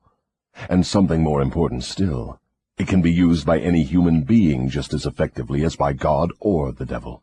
You make a far-reaching claim. Can you prove your claim? Yes, but it would be better if you proved it for yourself. The devil's word is not worth much among your earthbound sinners. Neither is God's word. You fear the devil and refuse to trust your God. Therefore, you have but one source available through which you may appropriate the benefits of universal power, and that is by trusting and using your own power of thought.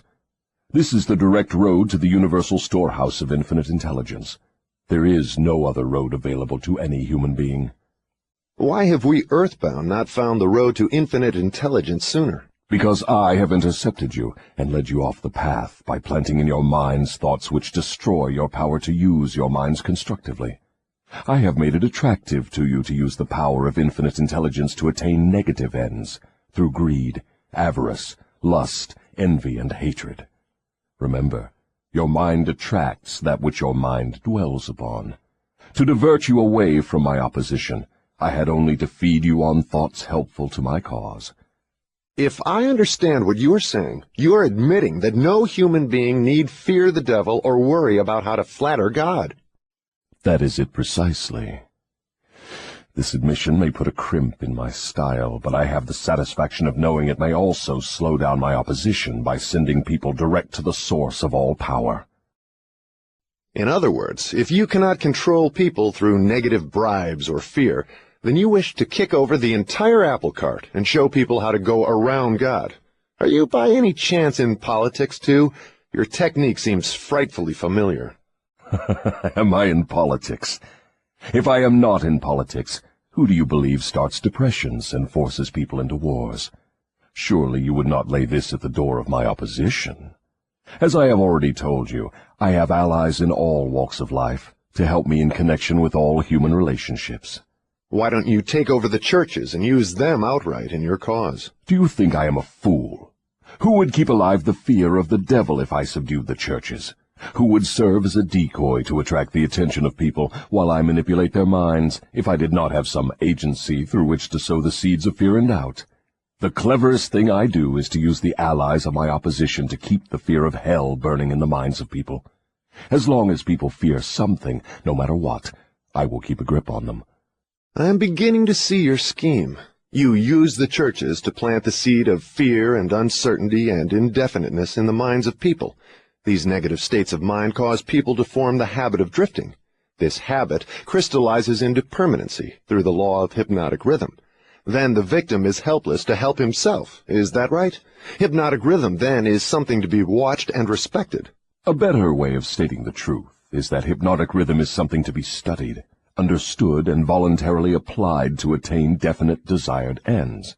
If the force of hypnotic rhythm is not voluntarily applied to attain definite ends, may it be a great danger? Yes, and for the reason that it operates automatically. If it is not consciously applied to attain a desired end, it can, and it will, operate to attain undesired ends. Take the simple illustration of climate, for example. Anyone can see and understand that nature forces every living thing and every element of matter to adjust itself to her climates.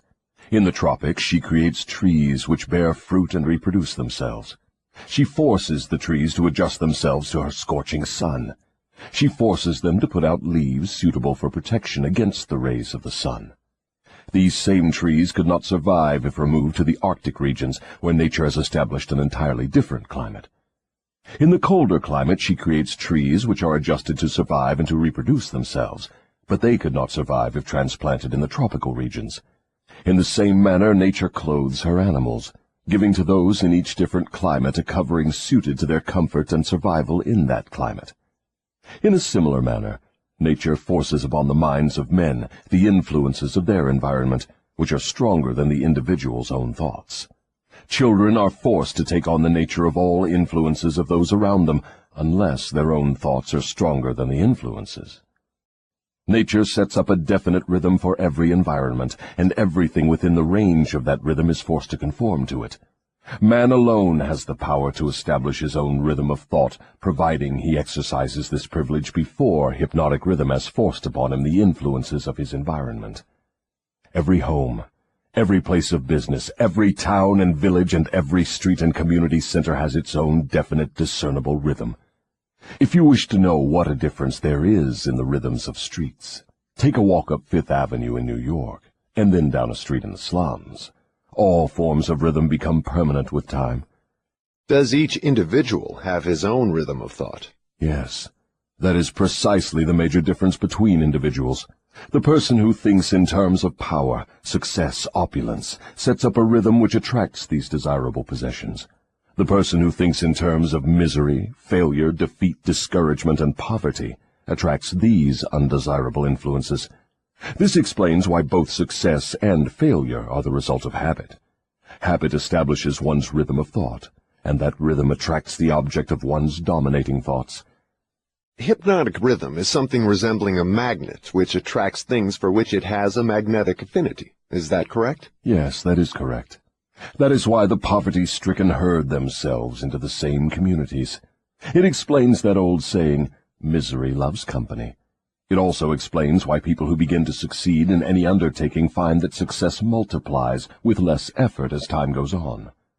All successful people use hypnotic rhythm, either consciously or unconsciously, by expecting and demanding success. The demand becomes a habit, hypnotic rhythm takes over the habit, and the law of harmonious attraction translates it into its physical equivalent. In other words, if I know what I want from life, demand it, and back my demand by a willingness to pay life's price for what I want, and refuse to accept any substitutes, the law of hypnotic rhythm takes over my desire and helps, by natural and logical means, to transmute it into its physical counterpart. Is that true? That describes the way the law works. Science has established irrefutable evidence that people are what they are because of heredity and environment. They bring over with them at birth a combination of all the physical qualities of all their numberless ancestors. After they arrive here, they reach the age of self-consciousness, and from there on, they shape their own personalities and more or less fix their own earthly destinations as the result of the environmental influences to which they are subjected, especially the influences which control them during early childhood. These two facts have been so well established, there's no room for any intelligent person to question them. How can hypnotic rhythm change the nature of a physical body, which is a combination of thousands of ancestors who have lived and died before one is born? How can hypnotic rhythm change the influence of one's environment? People who are born in poverty and ignorance have a strong tendency to remain poverty-stricken and ignorant all through life. What, if anything, can hypnotic rhythm do about this? Hypnotic rhythm cannot change the nature of the physical body one inherits at birth, but it can and it does modify change, control and make permanent one's environmental influences. If I understand what you mean, a human being is forced by nature to take on and become a part of the environment he chooses, or the environment that may be forced upon him? That is correct. But there are ways and means by which an individual may resist the influences of an environment he does not wish to accept, and also a method of procedure by which one may reverse the application of hypnotic rhythm from negative to positive ends. Do you mean that there is a definite method by which hypnotic rhythm can be made to serve instead of destroy one? I mean just that. Tell me how this astounding end may be attained. For my description to be of any practical value, it will be necessarily lengthy, because it will have to cover 7 principles of psychology which must be understood and applied by all who use hypnotic rhythm to aid them in forcing life to yield that which they want. Then break your description into 7 parts, each giving a detailed analysis of one of the 7 principles with simple instructions for its practical application. Your Majesty will now proceed to unfold the secrets of the 7 principles through which human beings may force life to provide them with spiritual, mental, and physical freedom. Do not be sparing in your description of these principles. I want a complete illustration of how the principles may be used by anyone who chooses to use them. Tell us all you know about the principle of definiteness of purpose. If you go through with this mad idea of publishing my confession, you will open the gates of hell and turn loose all the precious souls I have collected back down through the ages. You will deprive me of souls yet unborn. You will release from my bondage millions now living. Stop, I beg of you. Open up. Let's hear what you have to say about the principle of definiteness of purpose. You are pouring water on the fires of hell, but the responsibility is yours, not mine. I may as well tell you that any human being who can be definite in his aims and plans can make life hand over whatever is wanted. That is a broad claim, Your Majesty. Do you wish to tone it down a bit? Tone it down? No, I wish to tone it up. When you hear what I now have to say, you will understand why the principle of definiteness is so important. My opposition uses a clever little trick to cheat me of my control over people. The opposition knows that definiteness of purpose closes the door of one's mind so tightly against me that I cannot break through unless I can induce one to form the habit of drifting. Why doesn't your opposition give your secret to all people by telling them to avoid you through definiteness of purpose? You have already admitted that 2 out of every 100 people belong to your opposition. Because I am more clever than my opposition. I draw people away from definiteness with my promises. You see, I control more people than my opposition because I am a better salesman and a better showman. I attract people by feeding them liberally of the thought habits in which they like to indulge. Is definiteness of purpose something with which one must be born, or may it be acquired? Everyone, as I have told you before, is born with the privilege of being definite, but 98 out of every 100 people lose this privilege by sleeping on it. The privilege of definiteness can be maintained only by adopting it as a policy by which one is guided in all the affairs of life. Oh, I see. One takes advantage of the principle of definiteness, just as one may build a strong physical body, through constant, systematic use. Is that it? You have stated the truth clearly and accurately. Now I think we are getting somewhere, Your Majesty. We have at long last found the starting point from which all who become self-determining in life must take off. We have discovered from your astounding confession that your greatest asset is man's lack of caution, which enables you to lead him into the jungle of indefiniteness through simple bribes. We have learned, beyond the question of doubt, that anyone who adopts definiteness of purpose as a policy and uses it in all of his daily experiences cannot be induced to form the habit of drifting. Without the aid of the drifting habit, you are powerless to attract people through promises. Is this correct? I couldn't have stated the truth more clearly myself. Go ahead now and describe how people neglect their privilege of being free and self-determining through indefiniteness and drifting. I have already made brief reference to this principle, but I will now go into more minute details as to how the principle works. I shall have to begin at the time of birth. When a child is born, it brings with it nothing but a physical body representing the evolutionary results of millions of years of ancestry. Its mind is a total blank. When the child reaches the age of consciousness and begins to recognize the objects of its surroundings, it begins also to imitate others. Imitation becomes a fixed habit. Naturally, the child imitates, first of all, its parents. Then it begins to imitate its other relatives and daily associates, including its religious instructors and school teachers. The imitation extends not merely to physical expression, but also to thought expression. If a child's parents fear me and express that fear within range of the child's hearing, the child picks up the fear through the habit of imitation and stores it away as part of its subconscious stock of beliefs. If the child's religious instructor expresses any form of fear of me, and they all do in one form or another, that fear is added to the similar fear passed to the child by its parents, and the two forms of negative limitation are stored away in the subconscious mind to be drawn upon and used by me later in life. In a similar way, the child learns by imitation to limit its power of thought by filling its mind with envy, hatred, greed, lust, revenge, and all the other negative impulses of thought which destroy all possibility of definiteness. Meanwhile, I move in and induce the child to drift until I bind its mind through hypnotic rhythm. Am I to understand from your remarks that you have to gain control of people while they are very young, or lose your opportunity at them altogether? I prefer to claim them before they come into possession of their own minds. Once any person learns the power of his own thoughts, he becomes positive and difficult to subdue. As a matter of fact, I cannot control any human being who discovers and uses the principle of definiteness. Is the habit of definiteness a permanent protection against your control? No, not by any means. Definiteness closes the door of one's mind to me only as long as that person follows the principle as a matter of policy. Once any person hesitates, procrastinates, or becomes indefinite about anything, he is just one step removed from my control.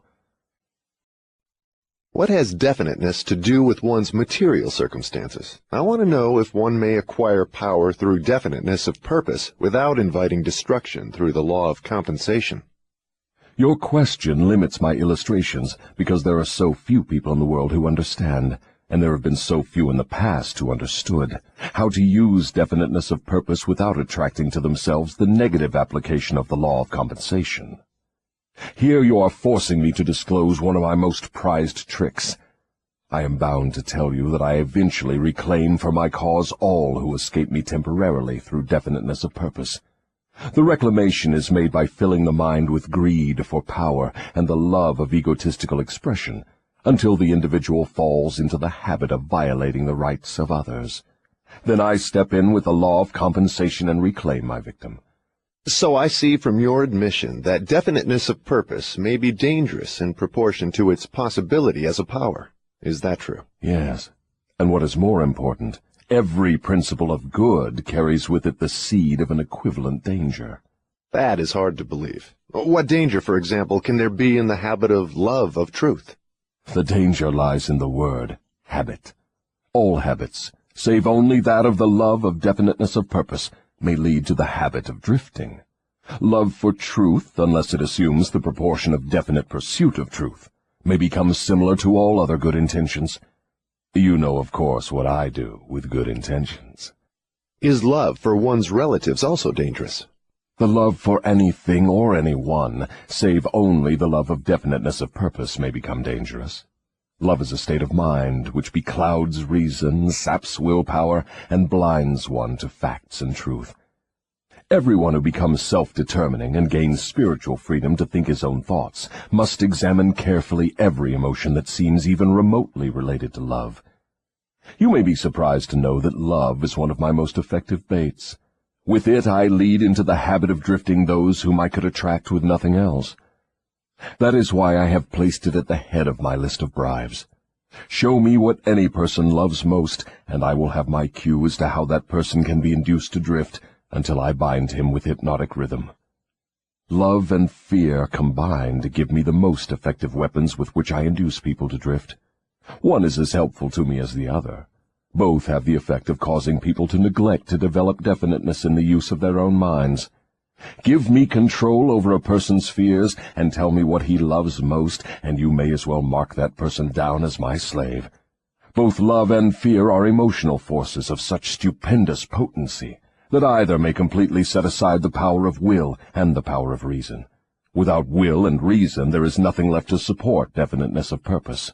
But, Your Majesty, life would not be worth living if people never felt the emotion of love. Ah, you are right as far as your reasoning goes, but you neglected to add that love should be under one's definite control at all times.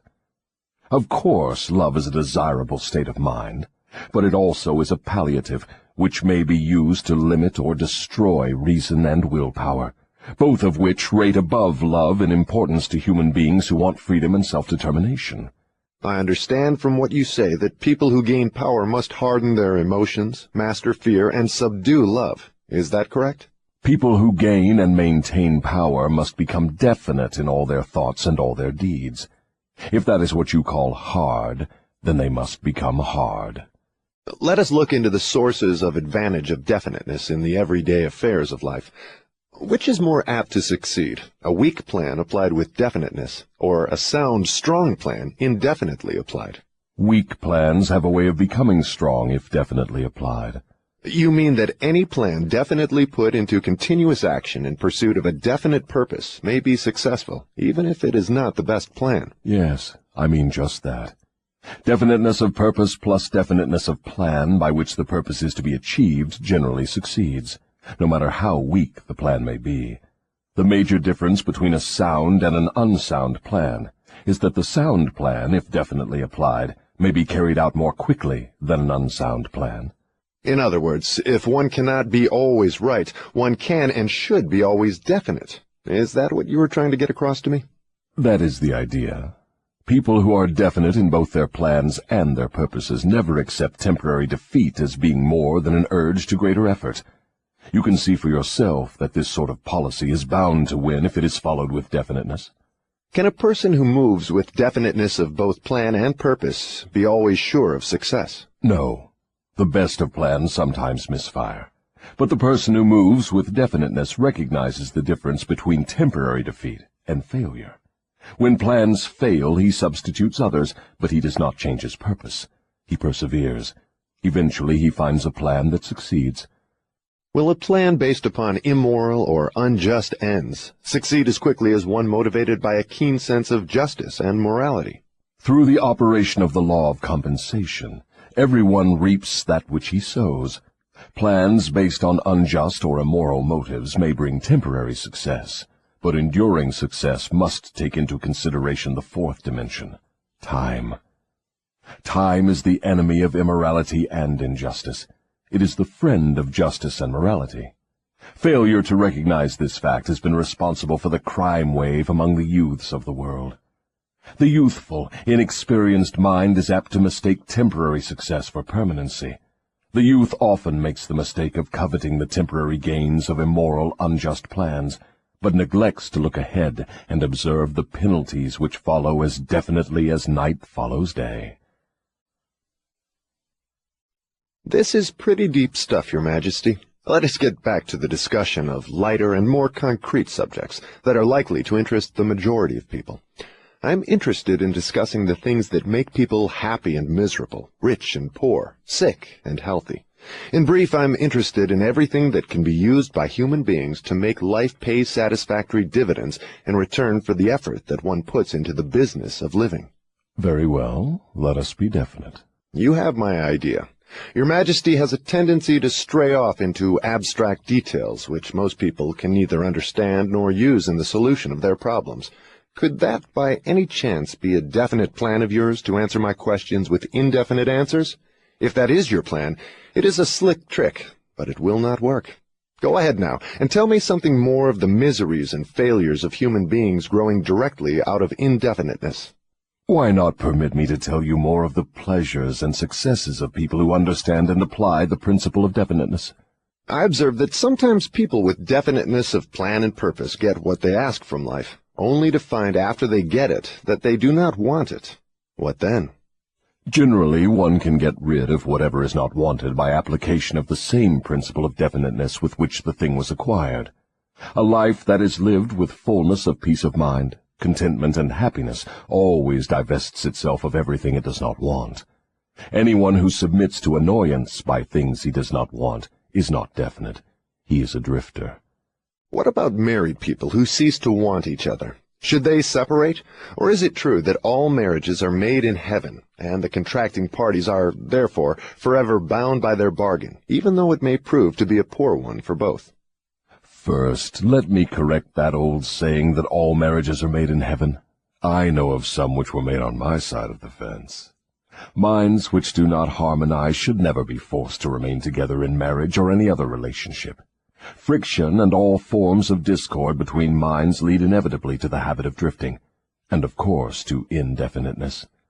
Aren't people sometimes bound to others by a relationship of duty, which renders it impractical for them to take from life what they want most? Duty is one of the most abused and misunderstood words in existence. The first duty of every human being is to himself. Every person owes himself the duty of finding how to live a full and happy life. Beyond this, if one has time and energy, not needed in the fulfillment of his own desires, one may assume responsibility for helping others. Isn't that a selfish attitude? And isn't selfishness one of the causes of failure to find happiness? I stand by my statement that there is no higher duty than that which one owes himself. Doesn't a child owe something in the way of duty to its parents, who gave it life and sustenance during its periods of helplessness? Not at all. It is just the other way round. Parents owe their children everything they can give them in the way of knowledge. Beyond that, parents often spoil instead of helping their offspring by a false sense of duty, which prompts them to indulge their children instead of forcing them to seek and gain knowledge at first hand. I see what you mean. Your theory is that too much help thrust upon the youth encourages him to drift and become indefinite in all things. You believe that necessity is a teacher of great sagacity, that defeat carries with it an equivalent virtue, that unearned gifts of every nature may become a curse instead of a blessing. Is that correct? You have stated my philosophy perfectly. My belief is not theory, it is fact. Then you do not advocate prayer as a means of gaining desirable ends. On the contrary, I do advocate prayer, but not the sort of prayer that consists of empty, begging, meaningless words. The sort of prayer against which I am helpless is the prayer of definiteness of purpose. I never thought of definiteness of purpose as being a prayer. How can it be? Definiteness is in effect the only sort of prayer upon which one can rely. It places one in the way of using hypnotic rhythm to attain definite ends, by the mere act of appropriating it from the great universal storehouse of infinite intelligence. The appropriation, in case you are interested, takes place through definiteness of purpose, persistently pursued. Why do the majority of prayers fail? They don't. All prayers bring that for which one prays. But you just said that definiteness of purpose is the only sort of prayer upon which one can rely. Now you say that all prayers bring results. What do you mean? There is nothing inconsistent about it. The majority of people who pray go to prayer only after everything else fails them. Naturally, they go with their minds filled with fear that the prayers will not be answered. Well, their fears are realized. The person who goes to prayer with definiteness of purpose and faith in the attainment of that purpose puts into motion the laws of nature, which transmute one's dominating desires into their physical equivalent. That is all there is to prayer. One form of prayer is negative and brings only negative results. One form is positive and brings definite positive results. Could anything be more simple? People who whine and beg God to assume responsibility for all their troubles and provide them with all the necessities and luxuries of life are too lazy to create what they want and translate it into existence through the power of their own minds. When you hear a person praying for something that he should procure through his own efforts, you may be sure you are listening to a drifter. Infinite intelligence favors only those who understand and adapt themselves to her laws. She makes no discrimination because of fine character or pleasing personality. These things help people negotiate their way through life more harmoniously with one another. But the source from which prayer is answered is not impressed by fine feathers. Nature's law is, know what you want, adapt yourself to my laws, and you shall have it. Does that harmonize with the teachings of Christ? Perfectly. Also, it harmonizes with the teachings of all truly great philosophers. Is your theory of definiteness in harmony with the philosophy of men of science? Definiteness is the major difference between a scientist and a drifter. Through the principle of definiteness of purpose and plan, the scientist forces nature to hand over her most profound secrets. It was through this principle that Edison uncovered the secret of the talking machine, the incandescent electric light, and scores of other benefits for mankind. Then I understand that definiteness is the first requisite for success in all earthly undertakings. Is that right? Exactly. Anything which teaches people to examine facts and coordinate them into definite plans through accurate thinking is hard on my profession. If this thirst for definite knowledge now spreading over the world keeps up, my business will be shot to pieces within the next few centuries. I thrive on ignorance, superstition, intolerance, and fear. But I cannot stand up under definite knowledge properly organized into definite plans in the minds of people who think for themselves. Why don't you take over omnipotence and manage the whole works in your own way? You might as well ask why the negative portion of the electron doesn't take over the positive portion and run the entire works. The answer is that both the positive and the negative charges of energy are necessary to the existence of the electron. One is balanced equally against the other, stalemated as it were. So it is with what you call omnipotence and I. We represent the positive and the negative forces of the entire system of universes, and we are equally balanced one against the other. If this power of balance were shifted the slightest degree, the whole system of universes would become quickly reduced to a mass of inert matter. Now you know why I cannot take over the whole show and run it my way. If what you say is true, you have exactly the same power as omnipotence. Is that true? That is correct.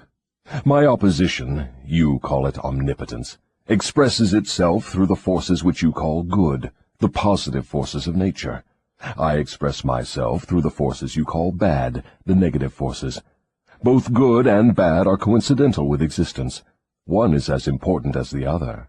Then the doctrine of predestination is sound. People are born to success or failure, misery or happiness, to be good or bad, and they have nothing to do with this, nor can they modify their natures. Is that your claim? Emphatically not.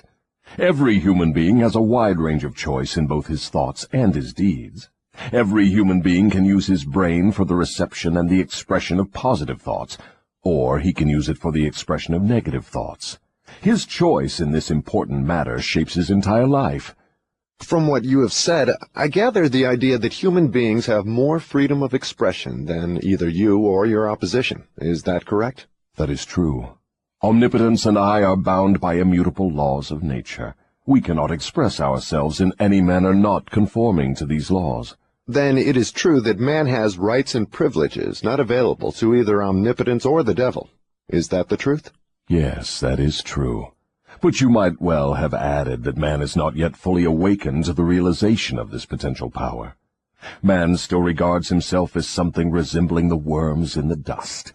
when in reality he has more power than all other living things combined. Definiteness of purpose seems to be a panacea for all evils of man. Not that, perhaps, but you may be sure no one ever will become self-determining without it. Why aren't children taught definiteness of purpose in the public schools? For the reason that there is no definite plan or purpose behind any of the school curricula. Children are sent to school to make credits and to learn how to memorize, not to learn what they want of life. What good is a school credit if one cannot convert it into the material and spiritual needs of life? I am only a devil, not an unwinder of riddles. I deduce from all you say that neither the schools nor the churches prepare the youths of the world with a practical working knowledge of their own minds. Is anything of more importance to a human being than an understanding of the forces and circumstances which influence his own mind? The only thing of enduring value to any human being is a working knowledge of his own mind. The churches do not permit a person to inquire into the possibilities of his own mind, and the schools do not recognize that such a thing as a mind exists. Aren't you a little hard on the schools and the churches? No, I am merely describing them as they are, without bias or prejudice. Aren't the schools and the churches your bitter enemies? Their leaders may think they are, but I am impressed only by facts. The truth is this, if you must know it. The churches are my most helpful allies, and the schools run the churches a close second.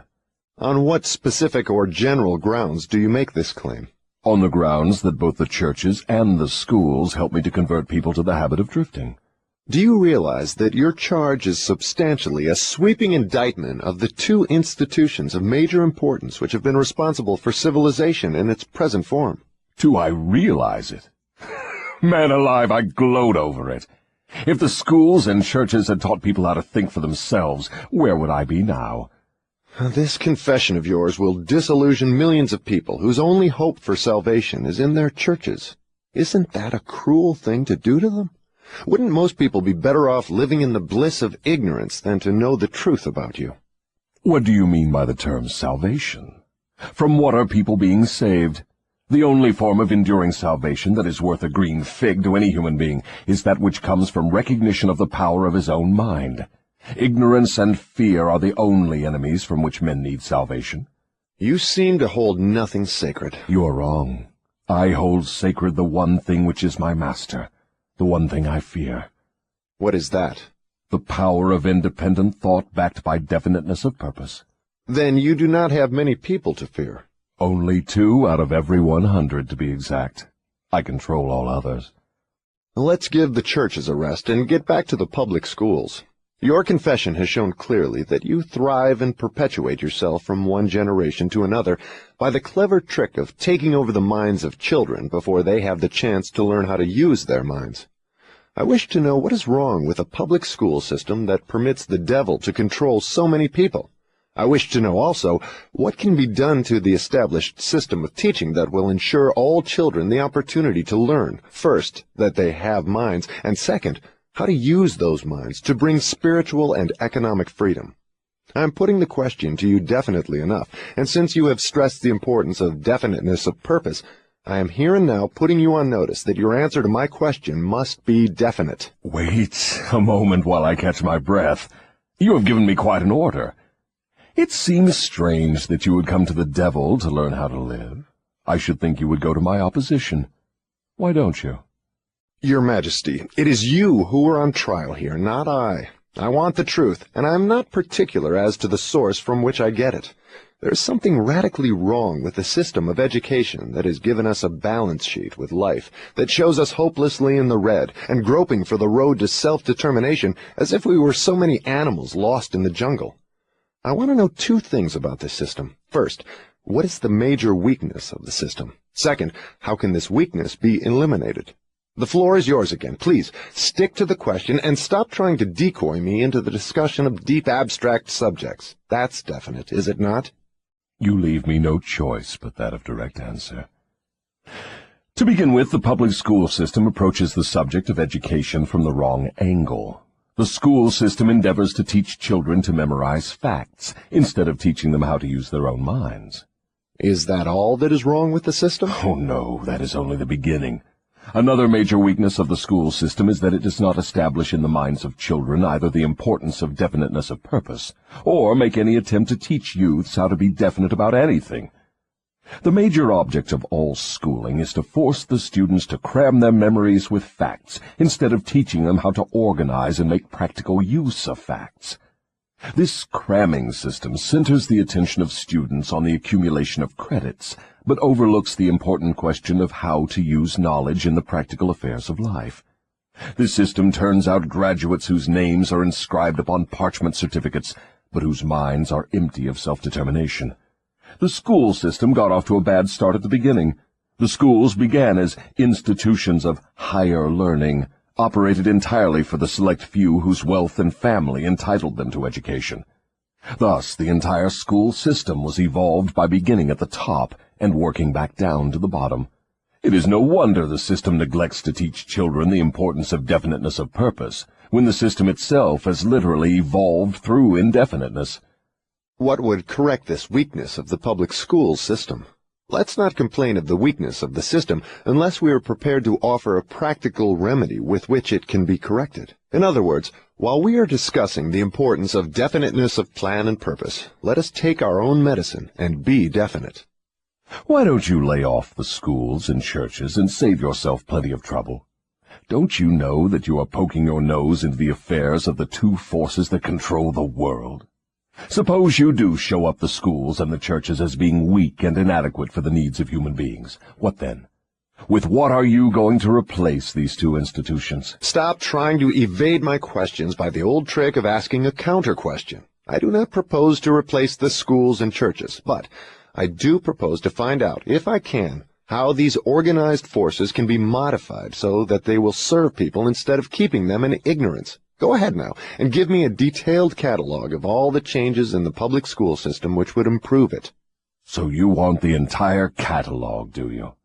Do you want the suggested changes in the order of their importance? Describe the changes needed, just as they come to you.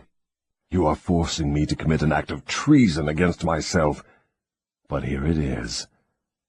Reverse the present system by giving children the privilege of leading in their schoolwork instead of following orthodox rules designed only to impart abstract knowledge. Let instructors serve as students, and let the students serve as instructors. As far as possible, organize all schoolwork into definite methods through which the student can learn by doing, and direct the classwork so that every student engages in some form of practical labor connected with the daily problems of life. Ideas are the beginning of all human achievement. Teach all students how to recognize practical ideas that may be of benefit in helping them acquire whatever they demand of life. Teach the students how to budget and use time. And above all, teach the truth that time is the greatest asset available to human beings, and the cheapest. Teach the student the basic motives by which all people are influenced, and show how to use these motives in acquiring the necessities and the luxuries of life. Teach children what to eat, how much to eat, and what is the relationship between proper eating and sound health. Teach children the true nature and function of the emotion of sex. And above all, teach them that it can be transmuted into a driving force capable of lifting one to great heights of achievement. Teach children to be definite in all things, beginning with the choice of a definite major purpose in life. Teach children the nature of and possibilities for good and evil in the principle of habit, using as illustrations with which to dramatize the subject the everyday experiences of children and adults. Teach children how habits become fixed through the laws of hypnotic rhythm, and influence them to adopt, while in the lower grades, habits that will lead to independent thought. Teach children the difference between temporary defeat and failure, and show them how to search for the seed of an equivalent advantage which comes with every circumstance of defeat. Teach children to express their own thoughts fearlessly, and to accept or reject at will all ideas of others, reserving to themselves always the privilege of relying upon their own judgment.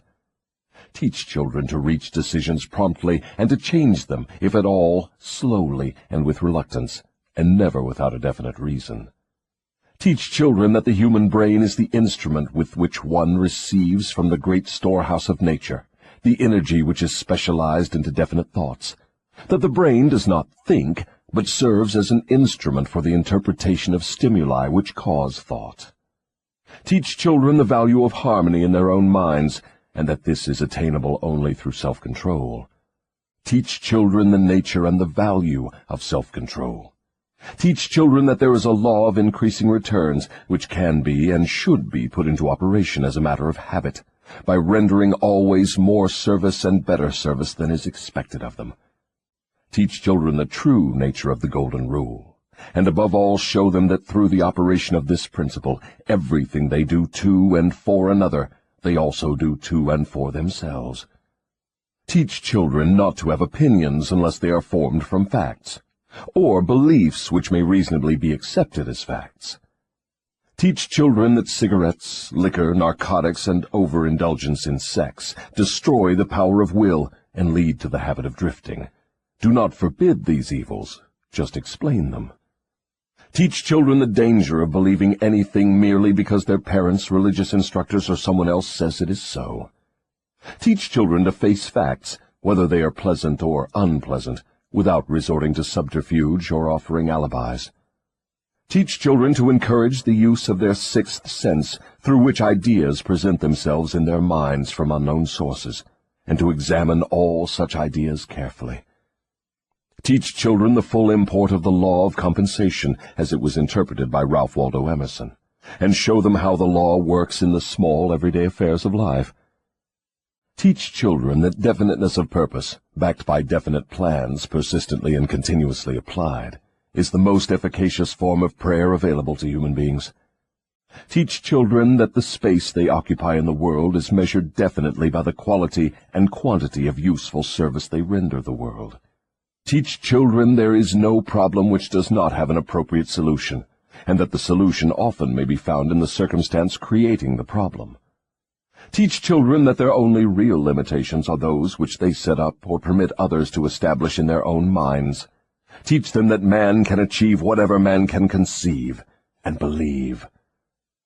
Teach children that all schoolhouses and all textbooks are elementary implements which may be helpful in the development of their minds, but that the only school of real value is the great university of life, wherein one has the privilege of learning from experience.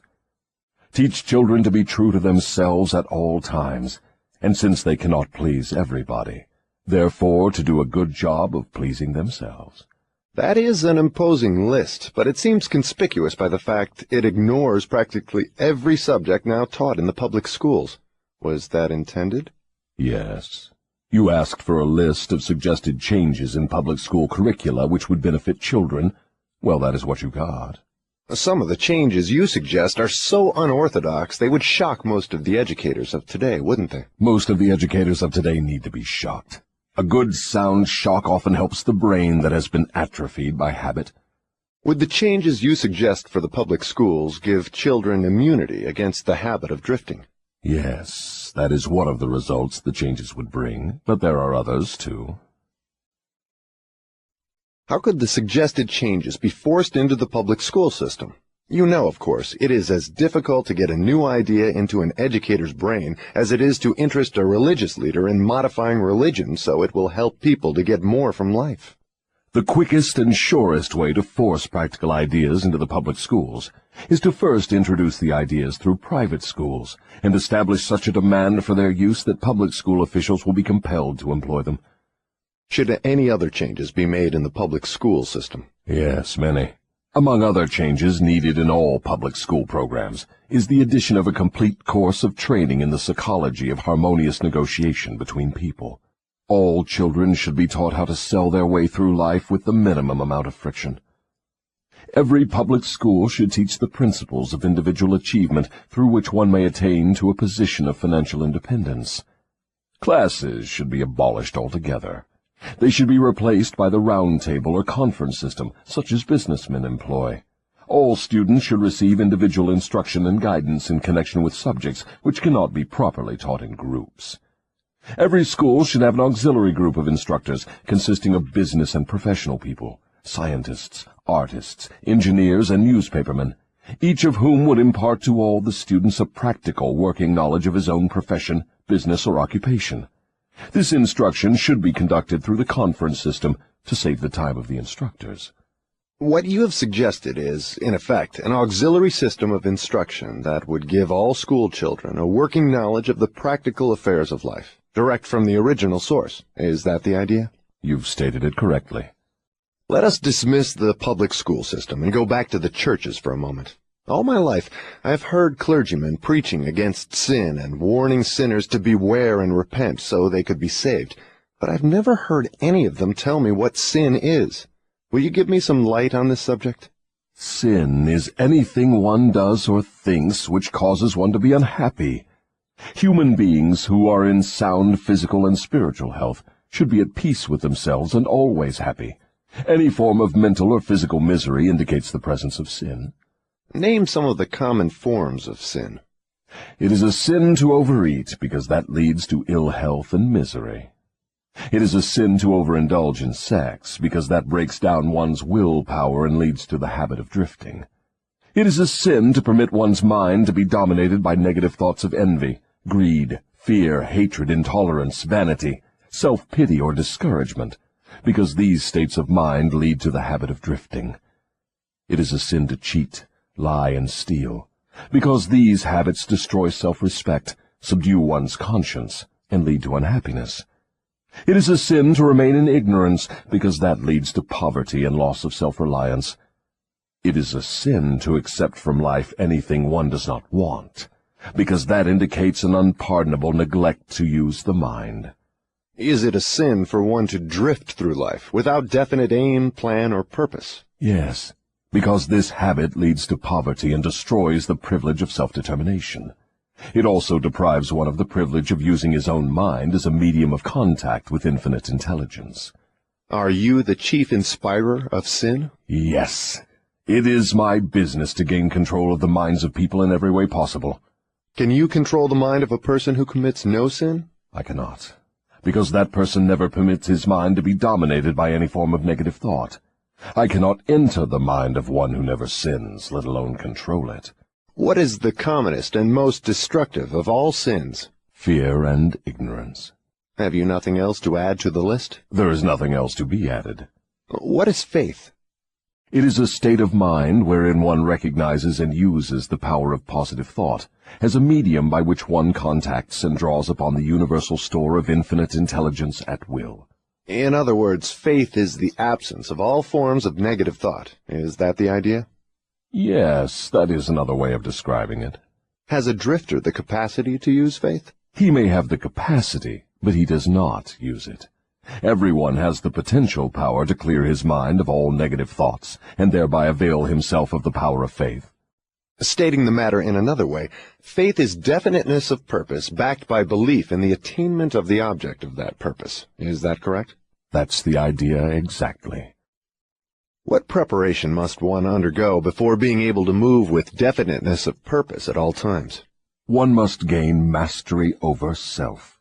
This is the second of the 7 principles. The person who is not master of himself can never be master of others. Lack of self-mastery is, of itself, the most destructive form of indefiniteness. Where should one begin when making a start at control over self? By mastering the 3 appetites responsible for most of one's lack of self-discipline. The 3 appetites are 1. The desire for food, 2. The desire for expression of sex, 3. The desire to express loosely organized opinions. Does man have other appetites which need control? Yes, many of them. But these 3 are the ones which should be conquered first. When a man becomes master of these 3 appetites, he has developed enough self-discipline to conquer easily those of lesser importance. But these are natural appetites. They must be indulged if one is to be healthy and happy. To be sure, they are natural appetites, but they are also dangerous, because people who have not mastered themselves overfeed the appetites. Self-mastery contemplates sufficient control over the appetites to enable one to feed them what they need and withhold food not needed. Your viewpoint is both interesting and educational. Describe the details through which I may understand how and under what circumstances people overfeed the appetites. Take the desire for physical food, for example. The majority of people are so weak in self-discipline they fill their stomachs with combinations of rich food which please the taste but overwork the organs of digestion and elimination. They pour into their stomachs both quantity and combinations of food, which the body chemist can dispose of only by converting the food into deadly toxic poisons. These poisons clog and stagnate the body's sewer system until it slows down in its work of elimination of waste matter. After a while, the sewer system stops working altogether, and the victim has what he calls constipation. By that time, he is ready for the hospital. Auto-intoxication, or body sewer poisoning, takes the machinery of the brain and rolls it into something resembling a wad of putty. The victim then becomes sluggish in his physical movements and mentally irritable and fussy. If he could only take one good look at and one bad smell of his sewer system, he would be ashamed to look himself in the face. City sewers are not the pleasantest of places when they become overloaded or clogged, but they are clean and sweet compared with the intestinal sewer when it has been overloaded or clogged. This is not a pretty story to be associated with the pleasant and necessary act of eating, but that is where it belongs, because overeating and wrong food combinations are the evils which cause auto-intoxication. People who eat wisely and keep their body sewers clean handicap me, because a clean body sewer generally means a sound body and a brain that functions properly. Imagine, if your imagination can be stretched that far, how any human being could move with definiteness of purpose with his body sewer filled with enough poison to kill 100 people if it were injected into their bloodstream directly. And all this trouble is the result of lack of control over the physical appetite for food. Well, if you wish to be absolutely correct, you should say that improper eating is responsible for the majority of the ills of the body, and practically all headaches. If you want proof of this, select 100 people suffering with headaches and give each of them a thorough washing out of their body sewer systems with a high enema, and observe that no fewer than 95 of the headaches will disappear within a few minutes after the sewers have been cleaned. From all you say about the intestinal tract, I gather the impression that mastery over the physical appetite for food means also mastery over the habit of neglecting to keep the intestines clean. Yes, that is true. It is just as important to eliminate the waste matter of the body and the unused portions of food as it is to take the right amount and the correct combinations of food. I never thought of auto-intoxication as being one of your devices of control over people, and I am utterly shocked to know how many people are victims of this subtle enemy. Let's hear what you have to say of the other two appetites. Well, take the desire for sex expression. Now there is a force with which I master the weak and the strong, the old and the young, the ignorant and the wise. In fact, I master all who neglect to master sex. How can one master the emotion of sex? By the simple process of transmuting that emotion into some form of activity other than copulation. Sex is one of the greatest of all forces which motivate human beings. Because of this fact, it is also one of the most dangerous forces. If humans would control their sex desires and transmute them into a driving force with which to carry on their occupation, that is, if they spent on their work 1/2 the time they dissipate in pursuit of sex, they would never know poverty. Do I understand you to imply there is a relationship between sex and poverty? Yes, where sex is not under definite control. If allowed to run its natural course, sex will quickly lead one into the habit of drifting. Is there any relationship between sex and leadership? Yes, all great leaders in every walk of life are highly sexed, but they follow the habit of controlling their sex desires, switching them into a driving force behind their occupation. Is the habit of overindulgence in sex as dangerous as the habit of taking narcotics or liquor? There is no difference between these habits. Both lead to hypnotic control through the habit of drifting. Why does the world look upon sex as something vulgar? Because of the vulgar abuse people have made of this emotion. It is not sex that is vulgar. It is the individual who neglects or refuses to control and guide it. Do you mean by your statement that one should not indulge the desire for sex? No, I mean that sex, like all other forces available to man, should be understood, mastered, and made to serve man. The desire for sex expression is as natural as the desire for food. The desire can no more be killed than one can entirely stop a river from flowing. If the emotion of sex is shut off from the natural mode of expression, it will break out in some other, less desirable form, just as a river will, if dammed, break through and flow around the dam. The person who has self-discipline understands the emotion of sex, respects it, and learns to control and transmute it into constructive activities. Just what damage is there in overindulgence of sex? The greatest damage is that it depletes the source of man's greatest driving force and wastes, without adequate compensation, man's creative energy. It dissipates energy needed by nature to maintain physical health. Sex is nature's most useful therapeutic force. It depletes the magnetic energy which is the source of an attractive, pleasing personality. It removes the sparkle from one's eyes and sets up discord in the tone of one's voice. It destroys enthusiasm, subdues ambition, and leads inevitably to the habit of drifting on all subjects. I would like for you to answer my question in another way by telling me what beneficial ends the emotion of sex may be made to attain if mastered and transmuted. Controlled sex supplies the magnetic force that attracts people to one another. It is the most important factor of a pleasing personality. It gives quality to the tone of voice, and enables one to convey through the voice any feeling desired. It serves, as nothing else can serve, to give motive power to one's desires. It keeps the nervous system charged with the energy needed to carry on the work of maintaining the body. It sharpens the imagination and enables one to create useful ideas. It gives quickness and definiteness to one's physical and mental movements. It gives one persistence and perseverance in the pursuit of one's major purpose in life. It is a great antidote for all fear. It gives one immunity against discouragement. It helps to master laziness and procrastination. It gives one physical and mental endurance while undergoing any form of opposition or defeat. It gives one the fighting qualities necessary under all circumstances for self-defense. In brief, it makes winners and not quitters. Are those all the advantages you claim for controlled sex energy? No, they are only some of the more important benefits it provides. Perhaps some will believe the greatest of all the virtues of sex is that it is nature's method of perpetuation of all living things.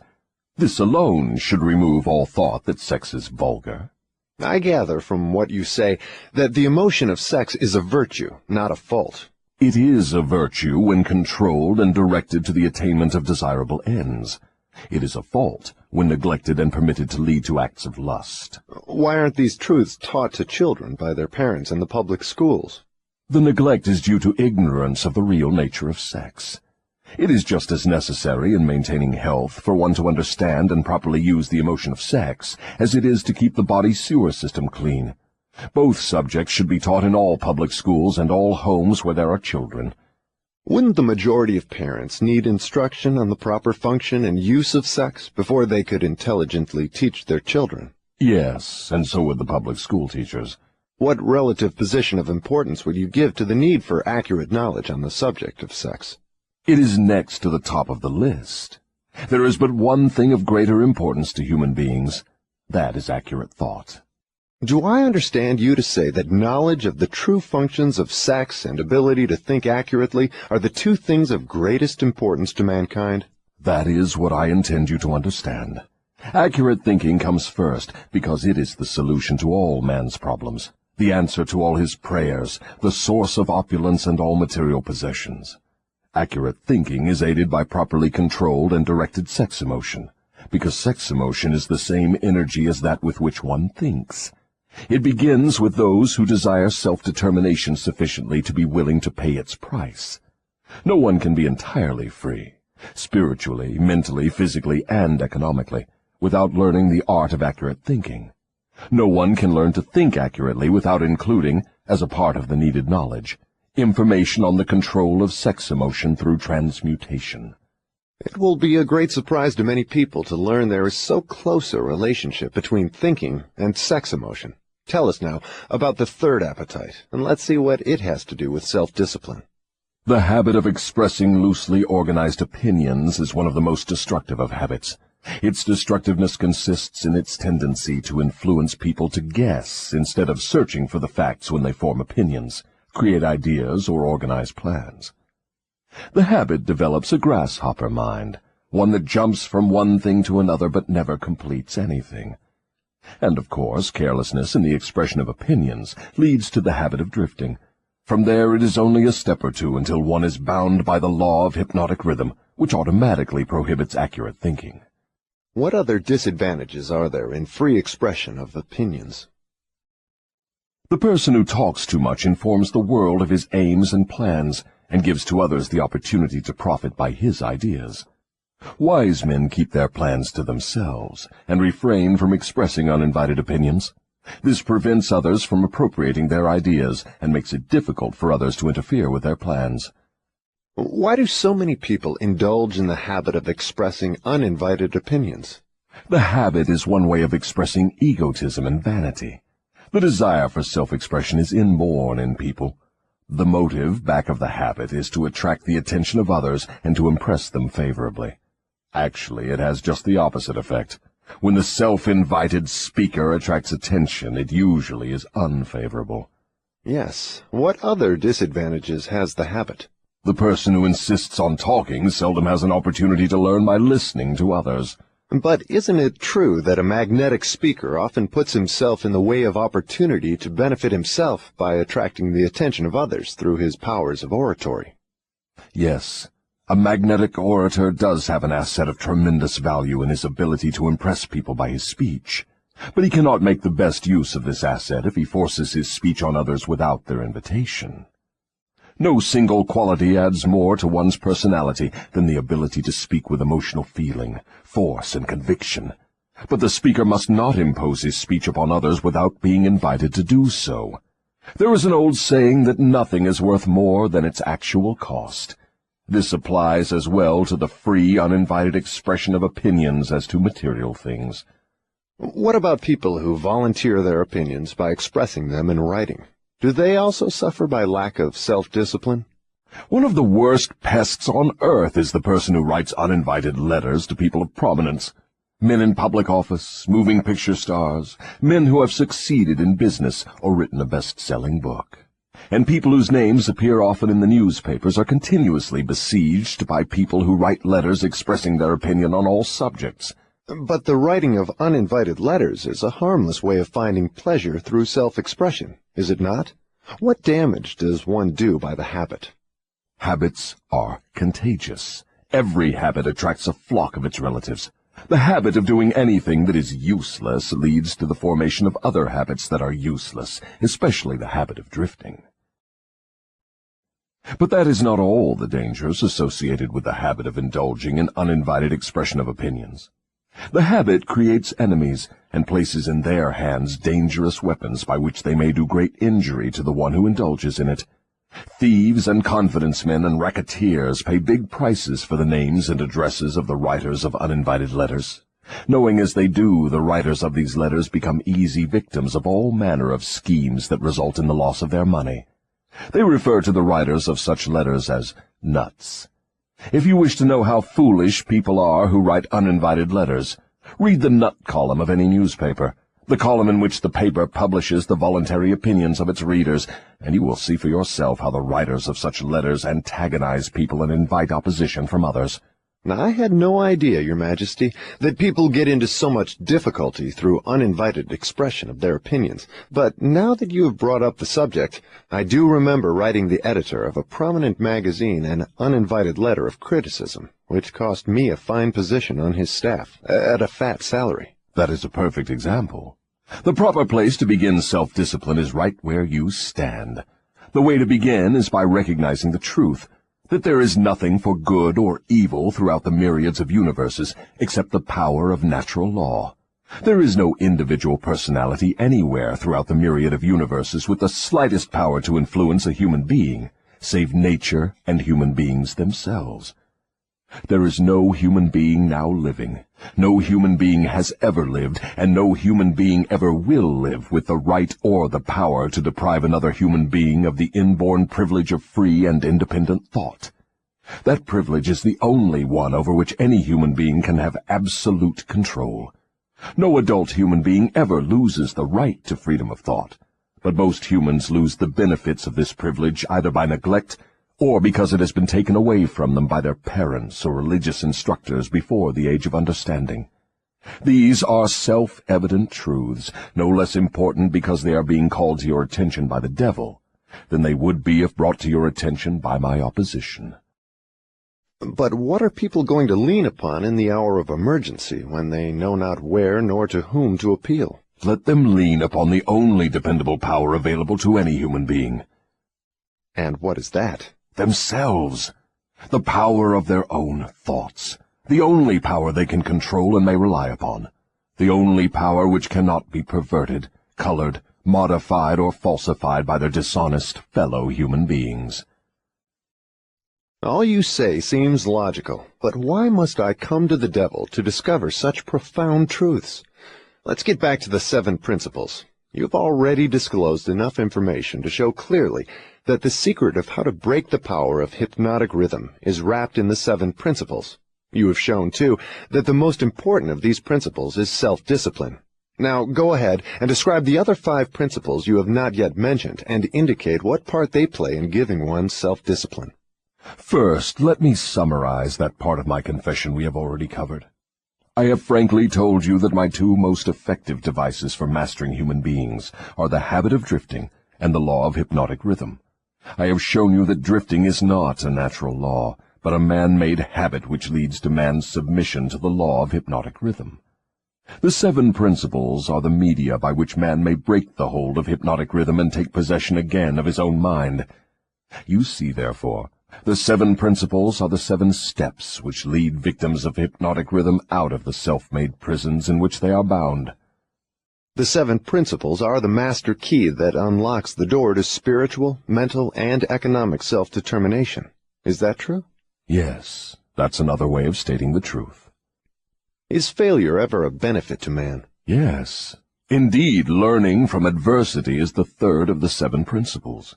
But few people know that every adversity brings with it the seed of an equivalent advantage. Still fewer people know the difference between temporary defeat and failure.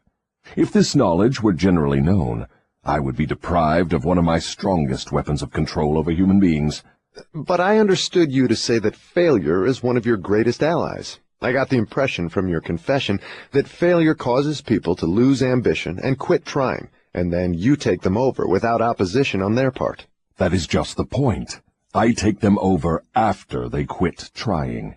If they knew the difference between temporary defeat and failure, they would not quit when they meet with opposition from life. If they knew that every form of defeat and all failures bring with them the seed of unborn opportunity, they would keep on fighting and win. Success usually is but one short step beyond the point where one quits fighting. Is that all one might learn from adversity, defeat, and failure? No, that is the least of what one might learn. I hate to tell you this, but failure often serves as a blessing in disguise, because it breaks the grip of hypnotic rhythm and frees the mind for a fresh start. Now we are getting somewhere. So, you have confessed at long last that even nature's law of hypnotic rhythm can be, and often is, annulled by nature herself. Is that correct? No, that is not stating the matter accurately. Nature never reverses any of her natural laws. Nature does not take away a human being's freedom of thought through hypnotic rhythm. The individual gives up his freedom by abuse of this law. If a man jumped from a tree and was killed by the sudden impact of his body with the earth, through the law of gravity, you wouldn't say nature murdered him, would you? You would say the man neglected to relate himself properly to the law of gravity. I'm beginning to see. The law of hypnotic rhythm is capable of both negative and positive application. It may drag one down to slavery through loss of the privilege of freedom of thought, or it may help one rise to great heights of achievement through the free use of thought, depending on how the individual relates himself to the law. Is that correct? Now you have it right. But what about failure? One does not fail intentionally with purpose aforethought. No one encourages temporary defeat. These are circumstances over which the individual often has no control whatsoever. How, then, can it be said that nature does not take away one's freedom of thought when failure destroys ambition, willpower, and the self-confidence essential to make a fresh start? Failure is a man-made circumstance. It is never real until it has been accepted by man as permanent. Stating it another way, failure is a state of mind. Therefore, it is something an individual can control until he neglects to exercise this privilege. Nature does not force people to fail, But nature does impose her law of hypnotic rhythm upon all minds, and through this law gives permanency to the thoughts which dominate those minds.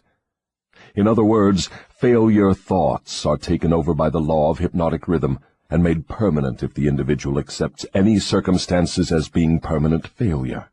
That same law just as readily takes over and makes permanent thoughts of success. What part, then, does failure play in helping an individual break the grip of hypnotic rhythm after that law has been fastened upon his mind? Failure brings a climax in which one has the privilege of clearing his mind of fear and making a new start in another direction. Failure proves conclusively that something is wrong with one's aims or the plans by which the object of these aims is sought. Failure is the dead end of the habit path one has been following, and when it is reached it forces one to leave that path and take up another, thereby creating a new rhythm. But failure does more than this. It gives an individual an opportunity to test himself, wherein he may learn how much willpower he possesses. Failure also forces people to learn many truths they would never discover without it. Failure often leads an individual to an understanding of the power of self-discipline, without which no one could turn back after having once been the victim of hypnotic rhythm. Study the lives of all people who achieve outstanding success in any calling, and observe with profit that their success is usually in exact ratio to their experiences of defeat before succeeding. Is this all you have to say of the advantages of failure? No, I have barely begun. If you want the real significance of adversity, failure, defeat, and all other experiences which break up a human being's habits and force him to form new habits, watch nature at her work. Nature uses illness to break the physical rhythm of the body when the cells and organs become improperly related. She uses economic depressions to break the rhythm of mass thought when great numbers of people become improperly related, through business, social, and political activities. And she uses failure to break the rhythm of negative thought when an individual becomes improperly related to himself in his own mind. Observe carefully, and you will see that everywhere in nature there is always at work a natural law which gives eternal change to all matter, all energy, and to the power of thought. The only permanent thing in the universes is change, eternal, inexorable change, through which every atom of matter and every unit of energy has the opportunity to properly relate itself to all other units of matter and energy. And every human being has the opportunity and the privilege of properly relating himself to all other human beings, no matter how many mistakes he makes, or how many times or in what ways he may be defeated. When mass failure overtakes a nation, such as the 1929 World Business Depression, the circumstance is in perfect harmony with nature's plan to break up man's habits and give out fresh opportunities. What you are saying intrigues me. Am I to understand that hypnotic rhythm has something to do with the way people relate themselves to one another? That abstract, elusive thing called character is nothing but a manifestation of the law of hypnotic rhythm. Therefore, when speaking of one's character, it would be proper to say his thought habits have been crystallized into a positive or a negative personality. Through hypnotic rhythm, one is good or bad because of the knitting together of his thoughts and deeds through hypnotic rhythm. One is bound by poverty or blessed with abundance because his aims, plans, and desires, or lack of them, have been made permanent and real by hypnotic rhythm. Is that all you have to say of the connection between hypnotic rhythm and human relationships? No, I have just begun. Remember, while I am talking, I am speaking of the influence of hypnotic rhythm in connection with all human relationships. Men who succeed in business do so entirely because of the way they relate themselves to their associates and to others outside of the business. Professional men who succeed do so largely because of the manner in which they relate themselves to their clients. It is much more important for the lawyer to know people and to know the laws of nature than it is to know the law.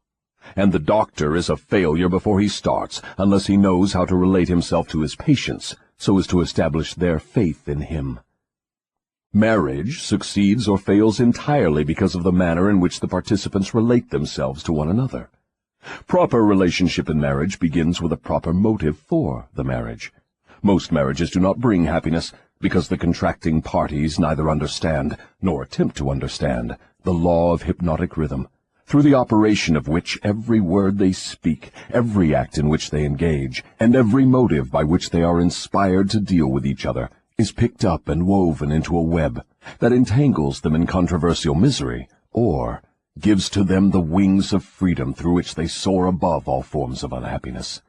Every newly made acquaintanceship between people ripens into friendship and then into spiritual harmony, sometimes called love, or plants a germ of suspicion and doubt which evolves and grows into open rebellion, according to the way in which the participants in the acquaintanceship relate themselves to one another. Hypnotic rhythm picks up the dominating motives, aims, purposes, and feelings of the contacting minds, and weaves these into some degree of faith or fear, love or hatred. After the pattern has taken definite shape, as it does with time, it is forced upon the contacting minds and made a part thereof. In this silent way does nature make permanent the dominating factors of every human relationship. In every human relationship, the evil motives and the evil deeds of the contacting individuals are coordinated and consolidated into definite form and subtly woven into that all-important human trait known as character. In the same manner, the motives and the deeds of good are consolidated and forced upon the individual.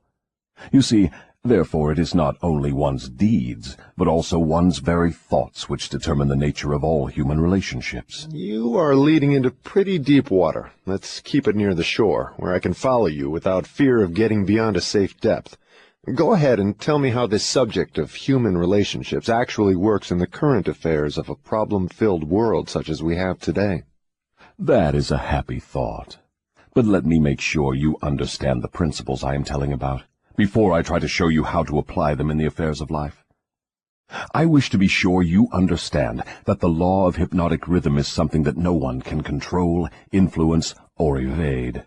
But everyone can relate himself to this law so as to benefit by its inexorable operation.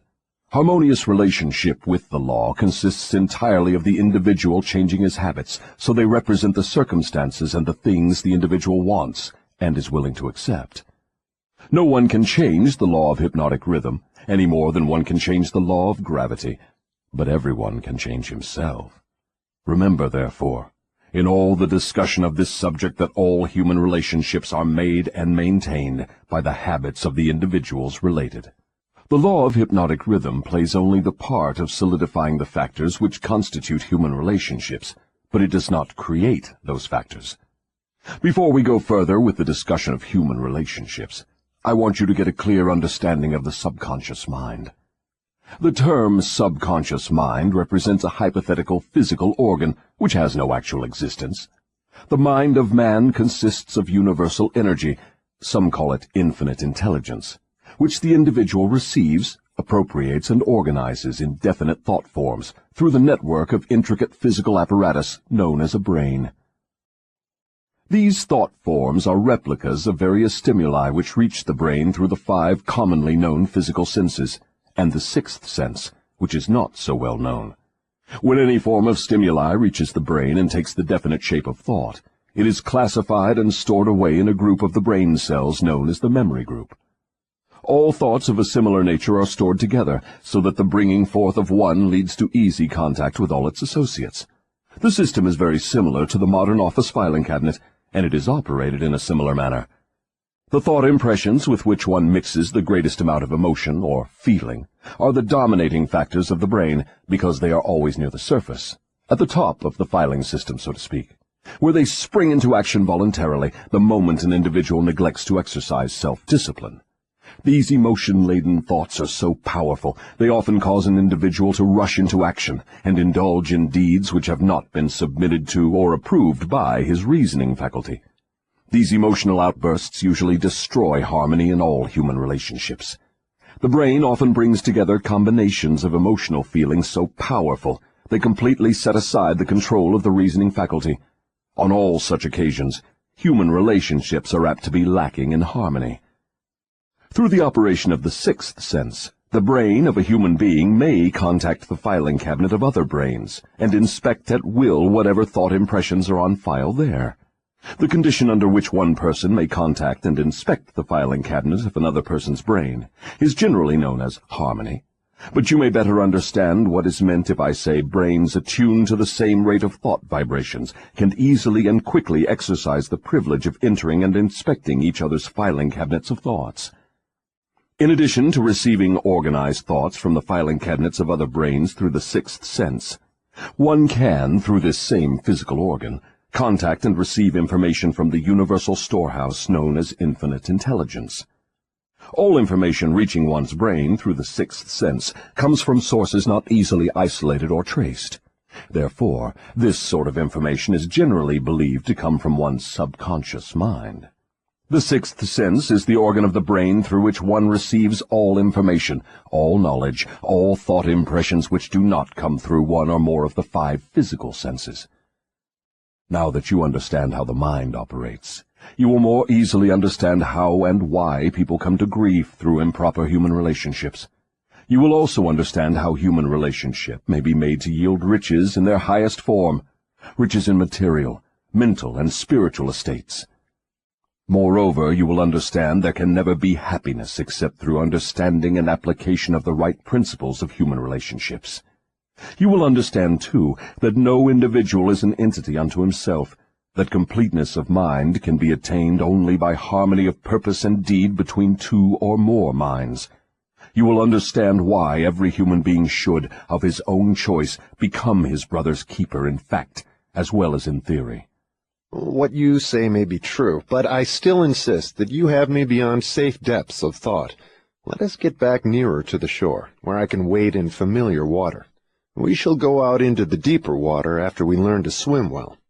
We started out to discuss the subject of how to profit by adversity, but it seems we have drifted somewhat afield from that subject. We have detoured, but we have not drifted. The devil never drifts. The detour was necessary in order that you might be prepared to understand the most important part of this entire interview.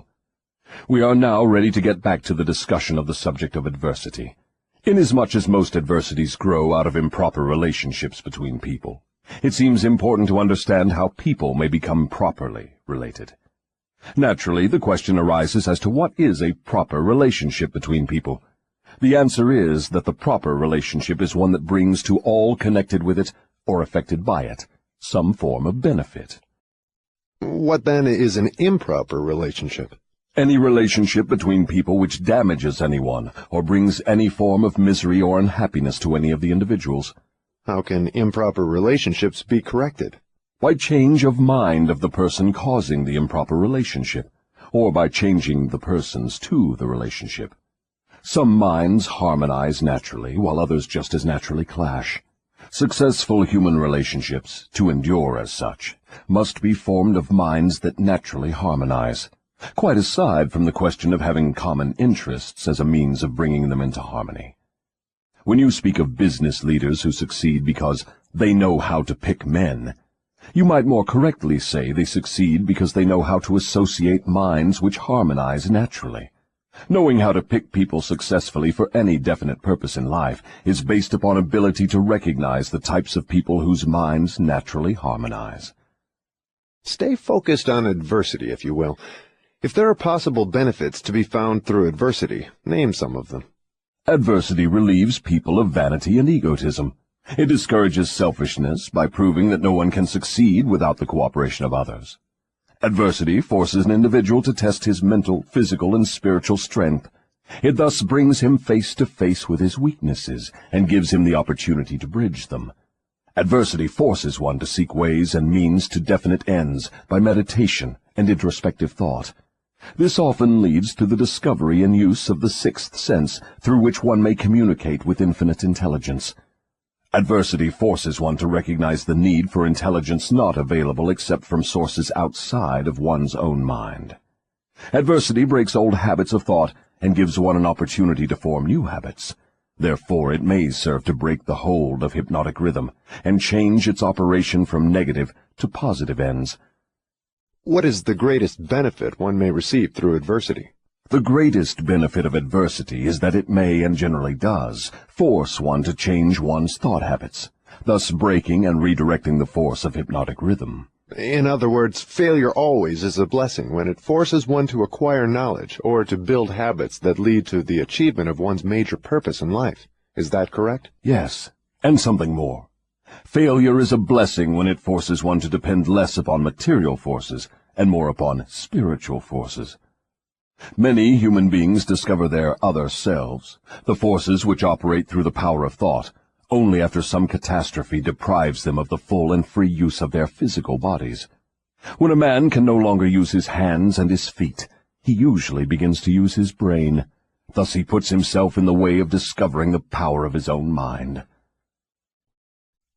What benefits may be derived from the loss of material things, money, for example? The loss of material things may teach many needed lessons, none greater, however, than the truth that man has control over nothing and has no assurance of the permanent use of anything except his own power of thought. I wonder if this is not the greatest benefit available through adversity. No. The greatest potential benefit of any circumstance which causes one to make a fresh start is that it provides an opportunity to break the grip of hypnotic rhythm and set up a new set of thought habits. New habits offer the only way out for people who fail. Most people who escape from the negative to the positive operation of the law of hypnotic rhythm do so only because of some form of adversity which forces them to change their thought habits. Isn't adversity apt to break one's self-reliance and cause one to give up hope? It has that effect on those whose willpower is weak through long-established habits of drifting. It has the opposite effect on those who have not been weakened through drifting. The non-drifter meets with temporary defeat and failure, but his reaction to all forms of adversity is positive. He fights instead of giving up, and usually wins.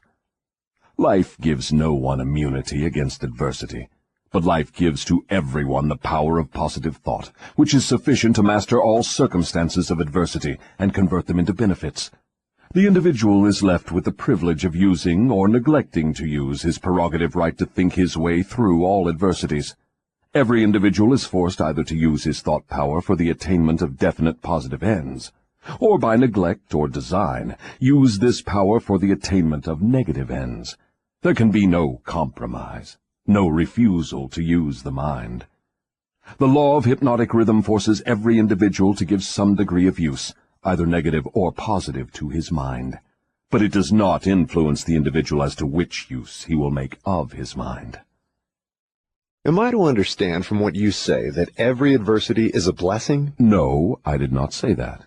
I said there is the seed of an equivalent advantage in every adversity.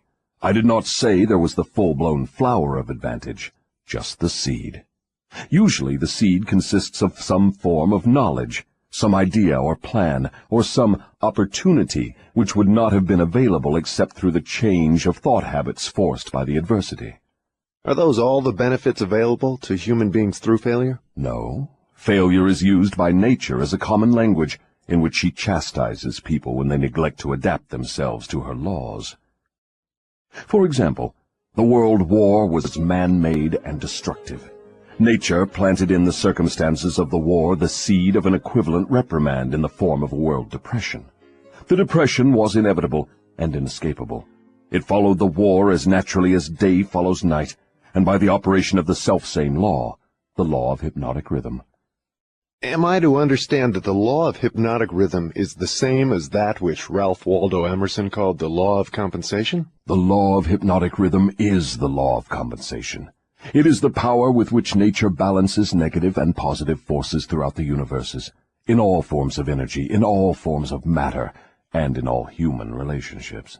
Does the law of hypnotic rhythm operate quickly in all instances? For example, does this law immediately bless one with the benefits of positive application of thoughts, or curse one immediately with the results of negative thoughts? The law operates definitely, but not always swiftly. Both the benefits and the penalties incurred through the law by individuals may be harvested by others, either before or after their death.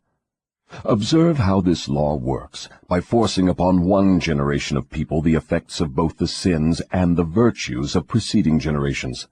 In the operation of all of nature's laws, the fourth dimension, time, is an inexorable factor.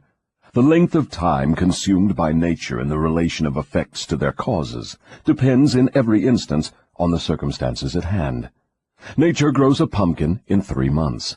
A good-sized oak tree requires 100 years. She converts a hen's egg into a chicken in 4 weeks, but she requires 9 months to convert the egg of a human being into an individual.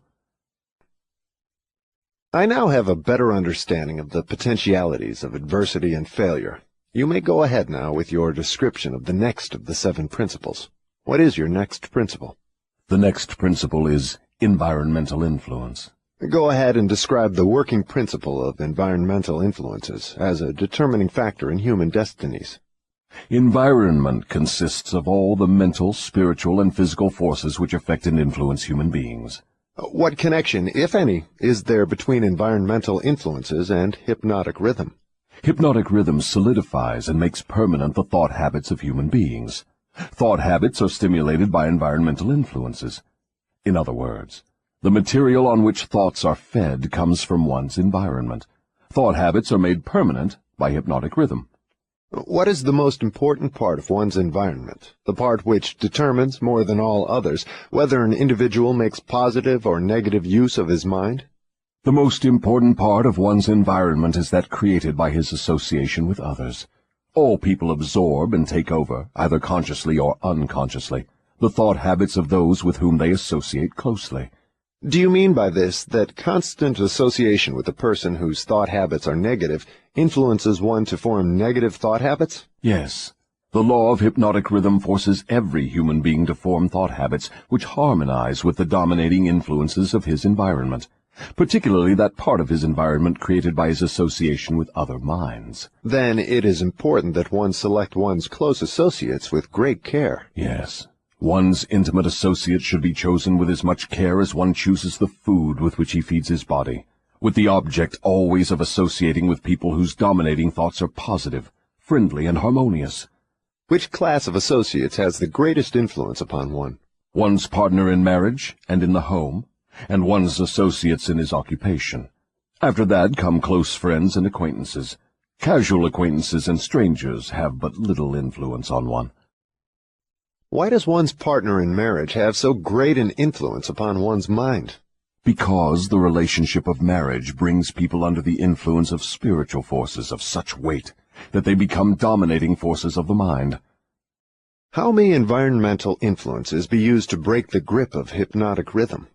All influences which establish thought habits are given permanency through the law of hypnotic rhythm. One may change the influences of his environment, so that the dominating influences are either positive or negative, and the law of hypnotic rhythm will make them permanent, unless they are changed through one's habits of thought. Stating this truth in another way, one may submit himself to any environmental influence desired, whether positive or negative, and the law of hypnotic rhythm will make the influence permanent when it assumes the magnitude of thought habit. Is that the way the law works? That is correct. Be careful of all forces which inspire thought. Those are the forces which constitute environment and determine the nature of one's earthly destiny. What class of people controls their environmental influences? The non-drifters. All who are victims of the habit of drifting forfeit their power to choose their own environment. They become the victims of every negative influence of their environment. Is there no way out for the drifter? Is there no method by which he may submit himself to the influence of a positive environment? Yes, there is a way out for drifters.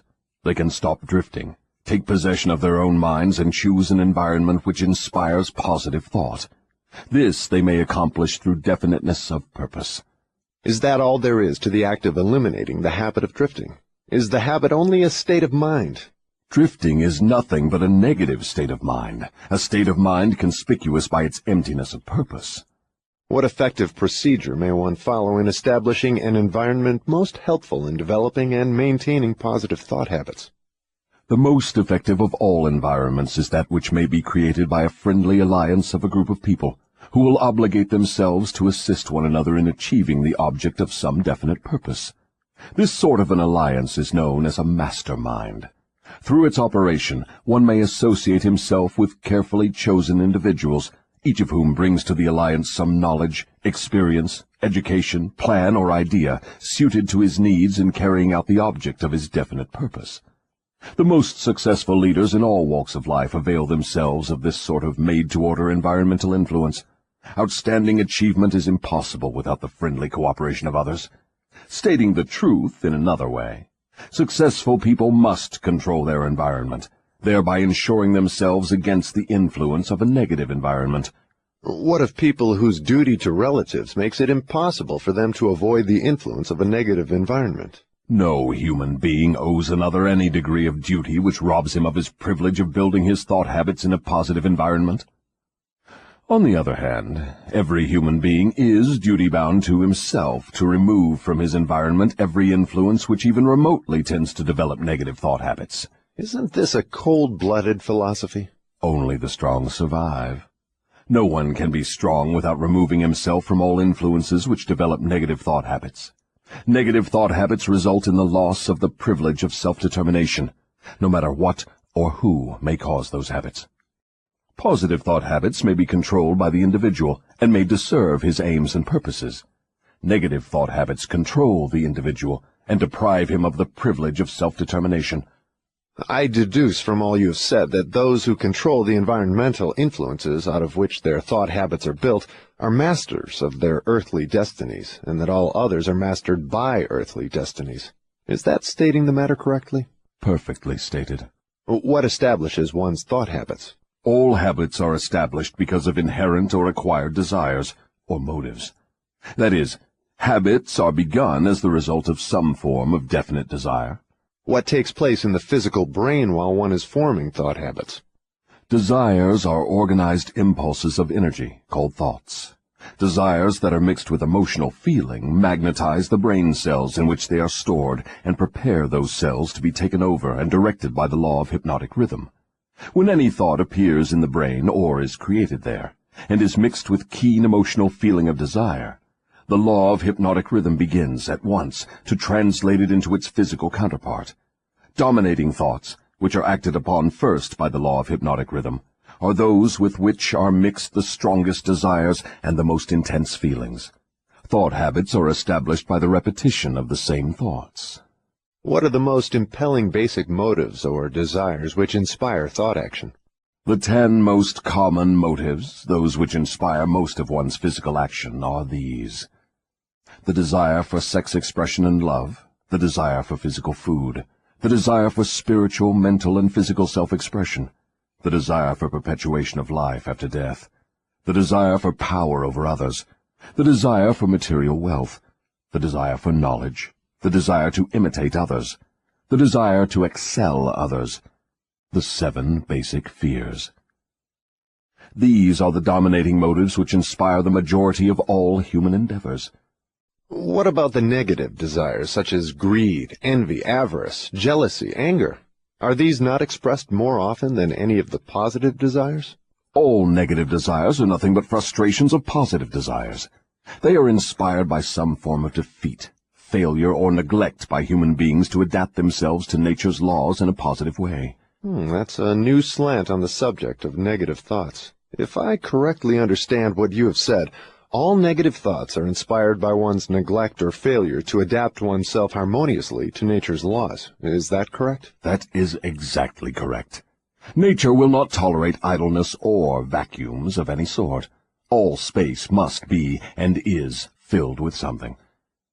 Everything in existence, of both a physical and a spiritual nature, must be and is constantly in motion. The human brain is no exception. It was created to receive, organize, specialize, and express the power of thought. When the individual does not use the brain for the expression of positive, creative thoughts, nature fills the vacuum by forcing the brain to act upon negative thoughts. There can be no idleness in the brain. Understand this principle, and you will come into a new and important understanding of the part environmental influences take in the lives of human beings. You will better understand also how the law of hypnotic rhythm operates, it being the law which keeps everything and everyone constantly moving through some form of expression of either negative or positive principles. Nature is not interested in morals as such. She is not interested in right and wrong. She is not interested in justice and injustice. She is interested only in forcing everything to express action according to its nature. That is an enlightening interpretation of nature's ways. To whom may I turn for corroboration of your claims? To men of science, to the philosophers, to all accurate thinkers. Lastly, to the physical manifestations of nature herself. Nature has no such thing as dead matter. Every atom of matter is constantly in a state of motion. All energy is constantly in motion. There are no dead voids anywhere. Time and space are literally manifestations of motion of such swiftness that it cannot be measured by human beings. Alas, one is forced to the conclusion, from what you say, that the sources of dependable knowledge are shockingly limited. The developed sources of knowledge are limited. Every normal adult human brain is a potential gateway to all the knowledge there is throughout the universes. Every normal adult brain has within its mechanism the possibility of direct communication with infinite intelligence, wherein exists all the knowledge that is or can ever be. Your statement leads me to believe that human beings may become all they have attributed to what they call God. Is that what you mean? Through the law of evolution, the human brain is being perfected to communicate at will with infinite intelligence. The perfection will come through organized development of the brain, through its adaptation to nature's laws. Time is the factor which will bring perfection. What causes cycles of recurring events such as epidemics of disease, business depressions, wars, and crime waves? All such epidemics in which great numbers of people are similarly affected are caused by the law of hypnotic rhythm, through which nature consolidates thoughts of a similar nature and causes those thoughts to be expressed through mass action. Then the Great Depression was put into motion because great numbers of people were influenced to release thoughts of fear. Is that correct? Perfectly. Millions of people were endeavoring to get something for nothing through stock gambling. When they suddenly discovered they had gotten nothing for something, they became frightened, rushed to their banks to draw out their balances, and the panic was on.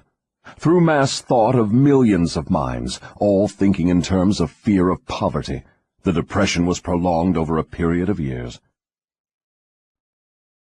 From what you say, I deduce that nature consolidates the dominating thoughts of people and expresses these thoughts through some form of mass action, such as business depressions, business booms, and so on. Is that correct? You have the right idea. Let us now take up the next of the 7 principles. Go ahead and describe it. The next principle is time, the 4th dimension. What relationship is there between time and the operation of the law of hypnotic rhythm? Time is the law of hypnotic rhythm. The lapse of time required to give permanency to thought habits depends upon the object and the nature of the thoughts.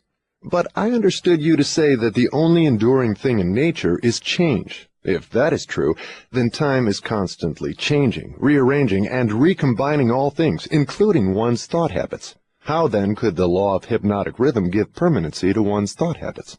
Time divides all thought habits into 2 classes, negative thoughts and positive thoughts. One's individual thoughts are, of course, constantly changing and being recombined to suit the individual's desires. But thoughts do not change from negative to positive, or vice versa, except through voluntary effort on the part of the individual. Time penalizes the individual for all negative thoughts, and rewards him for all positive thoughts, according to the nature and purpose of the thoughts. If one's dominating thoughts are negative, time penalizes the individual by building in his mind the habit of negative thinking, and then proceeds to solidify this habit into permanency every second of its existence. Positive thoughts are likewise woven by time into permanent habits.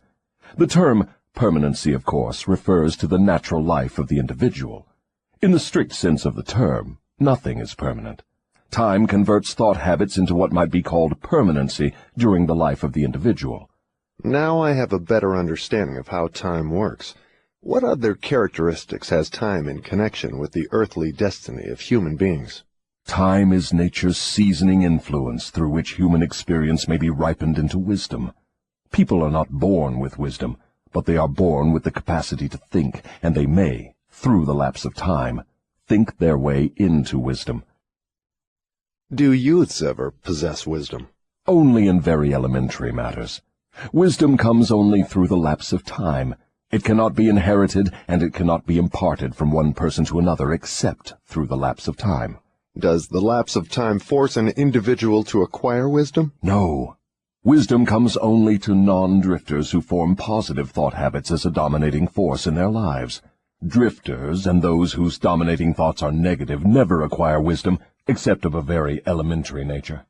From what you say, I infer that time is the friend of the person who trains his mind to follow positive thought habits, and the enemy of the person who drifts into negative thought habits. Is that correct? That is precisely true.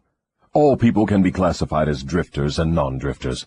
Drifters are always at the mercy of the non-drifters, and time makes this relationship permanent. Do you mean that if I drift along through life without definite aim or purpose, the non-drifter may become my master, and time only serves to give the non-drifter a stronger and more permanent grip upon me? That is stating the truth exactly. What is wisdom? Wisdom is the ability to relate yourself to nature's laws so as to make them serve you, and the ability to relate yourself to other people so as to gain their harmonious, willing cooperation in helping you to make life yield whatever you demand of it. Then accumulated knowledge is not wisdom. Great heavens, no! If knowledge were wisdom, the achievements of science would not have been converted into implements of destruction. What is needed to convert knowledge into wisdom? Time, plus the desire for wisdom. Wisdom is never thrust upon one. It is acquired, if at all, by positive thinking, through voluntary effort. Is it safe for all people to have knowledge? It is never safe for anyone to have extensive knowledge without wisdom. What is the age at which most people who acquire wisdom begin to acquire it? The majority of people who acquire wisdom do so after they have passed the age of 40. Prior to that time, the majority of people are too busy gathering knowledge and organizing it into plans to spend any effort seeking wisdom. What circumstance of life is most apt to lead one to acquire wisdom? Adversity and failure. These are nature's universal languages through which she imparts wisdom to those who are ready to receive it. Do adversity and failure always bring wisdom? No, only to those who are ready for wisdom and have voluntarily sought it. What determines one's readiness to receive wisdom? Time and the nature of one's thought habits.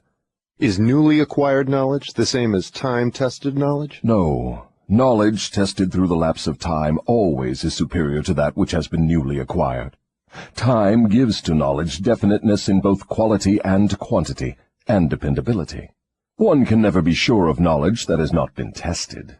What is dependable knowledge? It is knowledge which harmonizes with natural law, which means that it is based upon positive thought. Does time modify and alter the values of knowledge? Yes, time modifies and alters all values. That which is accurate knowledge today may become null and void tomorrow because of time's rearrangement of facts and values. Time modifies all human relationships for better or for worse, depending upon the policy through which people relate themselves to one another. In the realm of thought there is a time when it is proper to sow the seeds of thought, and there is a proper time to reap the harvest of those thoughts, the same as there is a time to sow and a time to reap from the soil of the earth. Without the proper measurement of time between the sowing and the reaping, nature modifies or withholds the rewards of the sowing. Go ahead now and describe the last two of the 7 principles. The next principle is harmony. Throughout nature one may find evidences that all natural law moves in an orderly manner, through the law of harmony. Through the operation of this law, nature forces everything within the range of a given environment to become harmoniously related. Understand this truth, and you will catch a new and a more intriguing vision of the power of environment. You will understand why association with negative minds is fatal to those seeking self-determination. Do you mean that nature voluntarily forces human beings to harmonize with the influences of their environment? Yes, that is true.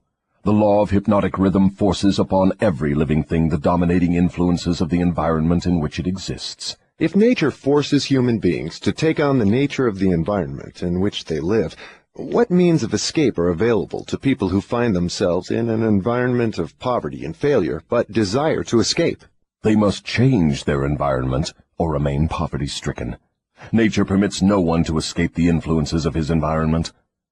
However, nature, in her abundance of wisdom, has given to every normal human being the privilege of establishing his own mental, spiritual, and physical environment. But once he establishes it, he must become a part of it. This is the inexorable working of the law of harmony. In a business association, for example, who establishes the dominating influence that determines the rhythm of the environment? The individual or individuals who think and act with definiteness of purpose. Is it as simple as that? Yes. Definiteness of purpose is the starting point from which an individual may establish his own environment. I do not seem to follow your reasoning. The entire world is torn with warfare and business depressions and other forms of strife which represent about everything except harmony. Nature does not seem to be forcing people to harmonize with one another. How do you explain this inconsistency? There is no inconsistency. The dominating influences of the world are, as you say, negative. Very well, nature is forcing human beings to harmonize with the dominating influences of the world environment. Manifestations of harmony may be either positive or negative. For example, a group of men in prison may, and they generally do, think and act in a negative manner. But nature sees to it that the dominating influence of the prison is impressed upon every individual in it. A group of poverty-stricken people in a tenement house may fight among themselves and apparently resist all forms of harmony. But nature forces each of them to become a part of the dominating influence of the house in which they live. Harmony, in the sense it is here used, means that nature relates everything throughout the universe as to every other thing of a similar nature. Negative influences are forced into association with one another, no matter where they may be. Positive influences are just as definitely forced into association with one another. I'm beginning to see why successful business leaders are so careful in the choice of their business associates. Men who succeed in any calling usually establish their own environment by surrounding themselves with people who think and act in terms of success. Is that the idea? That is the idea exactly. Observe, with profit, that the one thing all successful men insist upon is harmony among their business associates. Another trait of successful people is that they move with definiteness of purpose and insist upon their associates doing the same. Understand these two truths, and you understand the major difference between a Henry Ford and a day laborer. Now, tell me about the last of the 7 principles. The last principle is caution. Next to the habit of drifting, the most dangerous human trait is the lack of caution. People drift into all sorts of hazardous circumstances because they do not exercise caution by planning the moves they make. The drifter always moves without exercising caution. He acts first and thinks later, if at all. He does not choose his friends. He drifts along and allows people to attach themselves to him on their own terms. He does not choose an occupation. He drifts through school and is glad to get the first job that will give him food and clothing. He invites people to cheat him at trade by neglecting to inform himself of the rules of trade. He invites illness by neglecting to inform himself of the rules of sound health. He invites poverty by neglecting to protect himself against the environmental influences of the poverty-stricken. He invites failure at every step he takes by neglecting to exercise the caution to observe what causes people to fail. He invites fear in all its forms by his lack of caution in examining the causes of fear. He fails in marriage because he neglects to use caution in his choice of a mate, and he uses still less caution in his methods of relating himself to her after marriage. He loses his friends or converts them into enemies by his lack of caution in relating himself to them on the proper basis. Are all people lacking in caution? No, only those who have acquired the habit of drifting. The non-drifter always uses caution. He carefully thinks his plans through before he begins them. He makes allowances for the human frailties of his associates, and plans ahead to bridge them. If he sends a messenger on an important mission, he sends someone else to make sure the messenger does not neglect his mission. Then he checks on both of them to be sure his wishes have been fulfilled. He takes nothing for granted where caution provides a way to ensure his success. Isn't over-caution as detrimental as lack of caution? There is no such thing as over-caution. What you call over-caution is an expression of fear. Fear and caution are two entirely different things. Don't people mistake fear for over-caution? Yes, that does sometimes happen. But the majority of people create for themselves far more disastrous hazards by total lack of the habit of caution than by over-caution. In what way may caution be used most advantageously? In the selection of one's associates, and in one's method of relating oneself to associates. The reason for this is obvious. One's associates constitute the most important part of one's environment, and environmental influences determine whether one forms the habit of drifting, or becomes a non-drifter. The person who exercises due caution in the choice of associates never allows himself to be closely associated with any person who does not bring to him, through the association, some definite mental, spiritual, or economic benefit. Isn't that method of choosing associates selfish? It is sensible, and leads to self-determination. It is the desire of every normal person to find material success and happiness. Nothing contributes more to one's success and happiness than carefully chosen associates. Caution in the selection of associates becomes, therefore, the duty of every person who wishes to become happy and successful. The drifter allows his closest associates to attach themselves to him on their own terms. The non-drifter carefully selects his associates and allows no one to become closely associated with him unless that person contributes some form of helpful influence or bestows some definite benefit. It never occurred to me that caution in the selection of friends had so definite a bearing on one's success or failure. Do all successful people exercise caution in the selection of all their associates, whether in business, social, or professional relationships? Without the exercise of caution in the choice of all associates, no one may be certain of success in any calling. On the other hand, lack of exercise of caution brings almost certain defeat in whatever one undertakes. Summary. 3 things connected with my interview with the devil interest me most. These 3 factors interest me because they have been the most important influences in my own life, a fact which any listener of my story can easily discern. The 3 important factors are the habit of drifting, the law of hypnotic rhythm through which all habits are made permanent, and the element of time. Here is a trio of forces which hold inviolate the destinies of all men. The 3 take on a new and more important meaning when they are grouped and studied as a combined force. It takes but little imagination and scarcely any understanding of natural laws for one to see that most of the difficulties in which people find themselves are of their own making. Moreover, difficulties seldom are the outgrowth of immediate circumstances. They are generally the climax of a series of circumstances which have been consolidated through the habit of drifting and with the aid of time. Samuel Insull did not lose his $4 billion industrial empire as the result of the Depression. He began losing it long before the Depression, when he became the victim of a group of women who flattered him into turning his talents from public utilities to grand opera. If ever a man in a high position in the financial world went down because of the power of drifting, hypnotic rhythm, and time, that man was Samuel Insull. I am writing from accurate knowledge of Mr. Insull and the cause of his troubles dating from the time that I served with him during the World War to the time of his ill-advised attempt to run away from himself. Henry Ford went through the same depression that swept Mr. Insull under, but Ford came out on top without a scratch. Do you want to know the reason? I'll tell you. Ford has the habit of not drifting on any subject. Time is Ford's friend, because he has formed the habit of using it in a positive, constructive manner, with the aid of thoughts of his own making, woven into plans of his own creation.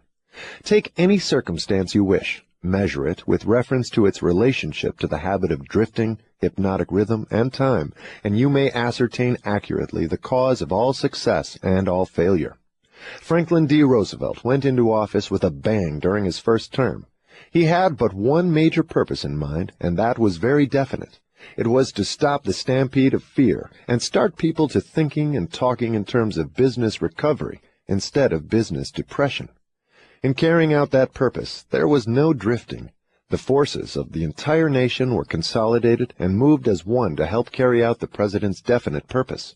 For the first time in the history of America, the newspapers of all political leanings, the churches of all denominations, the people of all races and colors, and the political organizations of all brands united themselves into one stupendous power for the sole purpose of helping the President restore faith and normal business relationships in the country. In a conference held between the President and a group of emergency advisors a few days after he went into office, I asked him what was his major problem. He replied, "It is not a question of majors and minors. We have but one problem, and that is to stop fear and supplant it with faith." Before the end of his first year in office, the President had stopped fear and supplanted it by faith, and the nation was slowly but surely on the way out of the jungle of depression. By the end of his first term, mark well the element of lapse of time, the President had so effectively consolidated the forces of American business and private life that he had an entire nation in back of him, ready, willing, and enthusiastically desirous of following his lead, no matter which way he went.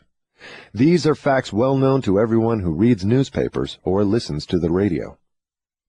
Then came another presidential election and the opportunity for the people to express their faith in their leader.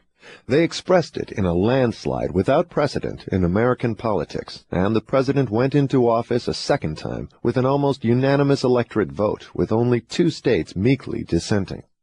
Now observe how the wheel of life began to reverse itself and turn back in the other direction. The president changed his policy from definiteness of purpose to indefiniteness and drifting. His change of policy split the powerful labor group and turned more than half of it against him. It split the almost solid following he held in both houses of Congress, and more important than all this, it split the American people into pro- and anti-groups, with the result that about all the president had left of his original political assets was his $1,000,000 smile and his ready handshake, obviously not enough to enable him to regain the power he once wielded in American life. Here, then, we have an excellent example of a man who skyrocketed to great power through definiteness of purpose and belly flop to the starting point by his habit of drifting. In both his rise and his fall can be seen clearly the operation of the principles of drifting and non-drifting reaching a climax through the power of hypnotic rhythm and time. All my life, the devil had a dramatic story to tell of his dealings with me. He saw me drift in and out of scores of business opportunities for which many would have given a king's ransom. He saw me drifting in my policy of relating myself to others, particularly in my lack of caution in business dealings. The circumstance which saved me from fatal control of the law of hypnotic rhythm was the definiteness of purpose with which, at long last, I dedicated my entire life to the organization of a philosophy of individual achievement. I drifted at one time or another on all my minor whims and endeavors, but my drifting was offset by my major purpose, which was sufficient to restore my courage and start me once more in the quest of knowledge every time I was defeated in connection with my minor aims. I learned something of the hazardous nature of the habit of drifting while engaged in analyzing more than 25,000 people in connection with the organization of the law of success. These analyses showed that only 2 out of every 100 have a definite major aim in life. The other 98 were caught by the habit of drifting. It seems more than a coincidence that my analyses clearly corroborated the devil's claim that he controls 98 out of every 100 people because of their habit of drifting. Looking back over my own career, I can see clearly that I could have avoided the majority of the temporary defeats with which I met if I had been definitely following a plan for the attainment of my major purpose in life. From my experience in having analyzed the problems of more than 5,000 families, I know definitely that the majority of married people who get out of harmony with each other do so because of the accumulation of a great number of little circumstances in their married relationship, which could have been cleared up and disposed of as they arose if there had been a definite policy to do so. They do not live their married life with definiteness of purpose. So the story has gone, all back down the ages. The man with the most definite plan and purpose and the most power rides on to victory. The others scurry for cover and get crushed under the heels of those who are more determined. The answer is not hard to find. There is no use looking toward high heaven for it. For my part, I would prefer to seek the answer from the devil, for he would tell me quickly enough that victory goes to the people who know what they want and are determined to have it. They have mastered the habit of drifting. They have definite policies, definite plans, and definite objectives. Their opposition, which may outnumber them very greatly, has no chance against them, because the opposition has no plan, no purpose, no policy, except that of drifting along, hoping that something may turn up to help them. In those 3 brief sentences, you have the sum and the substance of the difference between success and failure, power and lack of it. We come now near to the end of our visit through this book. If we were to try to state in one brief sentence the most important part of that which I have tried to convey through the book, it would be something like this. One's dominating desires can be crystallized into their physical equivalents through definiteness of purpose backed by definiteness of plans, with the aid of nature's law of hypnotic rhythm and time. There you have the positive phase of the philosophy of individual achievement I've tried to describe through this book, brought down to an irreducible minimum of brevity and simplicity. If you expand the philosophy for the purpose of adapting it to the circumstances of life, you find that it is as broad as life itself, that it covers all human relationships, all human thoughts, aims, and desires. So here we are, at the end of the strangest of all the thousands of interviews I have had with the great and the near great, over a period of 50 years of labor in my search for the truths of life that lead to happiness and economic security. How strange indeed that after having had active cooperation from men such as Carnegie, Edison, and Ford, I should have been compelled, finally, to go to the devil for a working knowledge of the greatest of all the principles uncovered in my quest for truth. How strange that I was forced to experience poverty and failure and adversity in 100 forms before being given the privilege of understanding and using a law of nature which softens the thrust of these wicked weapons or wipes them out altogether. But the strangest of all this dramatic experience which life has provided me is the simplicity of the law through which, if I had understood it, I could have transmuted my desires into substantial form without having to undergo so many years of hardship and misery. I find now, at the end of my interview with the devil, that I had been carrying in my own pockets the matches with which the fires of adversity were being touched off. And I find, too, that the water with which those fires were finally extinguished was at my command in great abundance. I searched for the philosopher's lodestone with which failure may be converted into success, only to learn that both success and failure are the results of day-to-day evolutionary forces, through which dominating thoughts are pieced together bit by bit and woven into the things we want or the things we do not want, according to the nature of those thoughts. How unfortunate that I did not understand this truth from the time that I reached the age of reason, for if I had understood it then, I might have been able to go around some of the hurdles I've been forced to jump as I walked through the valley of the shadow of life. The story of my interview with the devil is now in your hands. The benefits you will receive from it will be in exact proportion to the thought it inspires in you. To benefit from listening to the interview, you need not agree with every portion of it. You have only to think and to reach your own conclusions concerning every part of it. How reasonable that is! You are the judge and the jury and the attorney for both the prosecution and the defense. If you do not win your case, the loss and the cause thereof will be yours.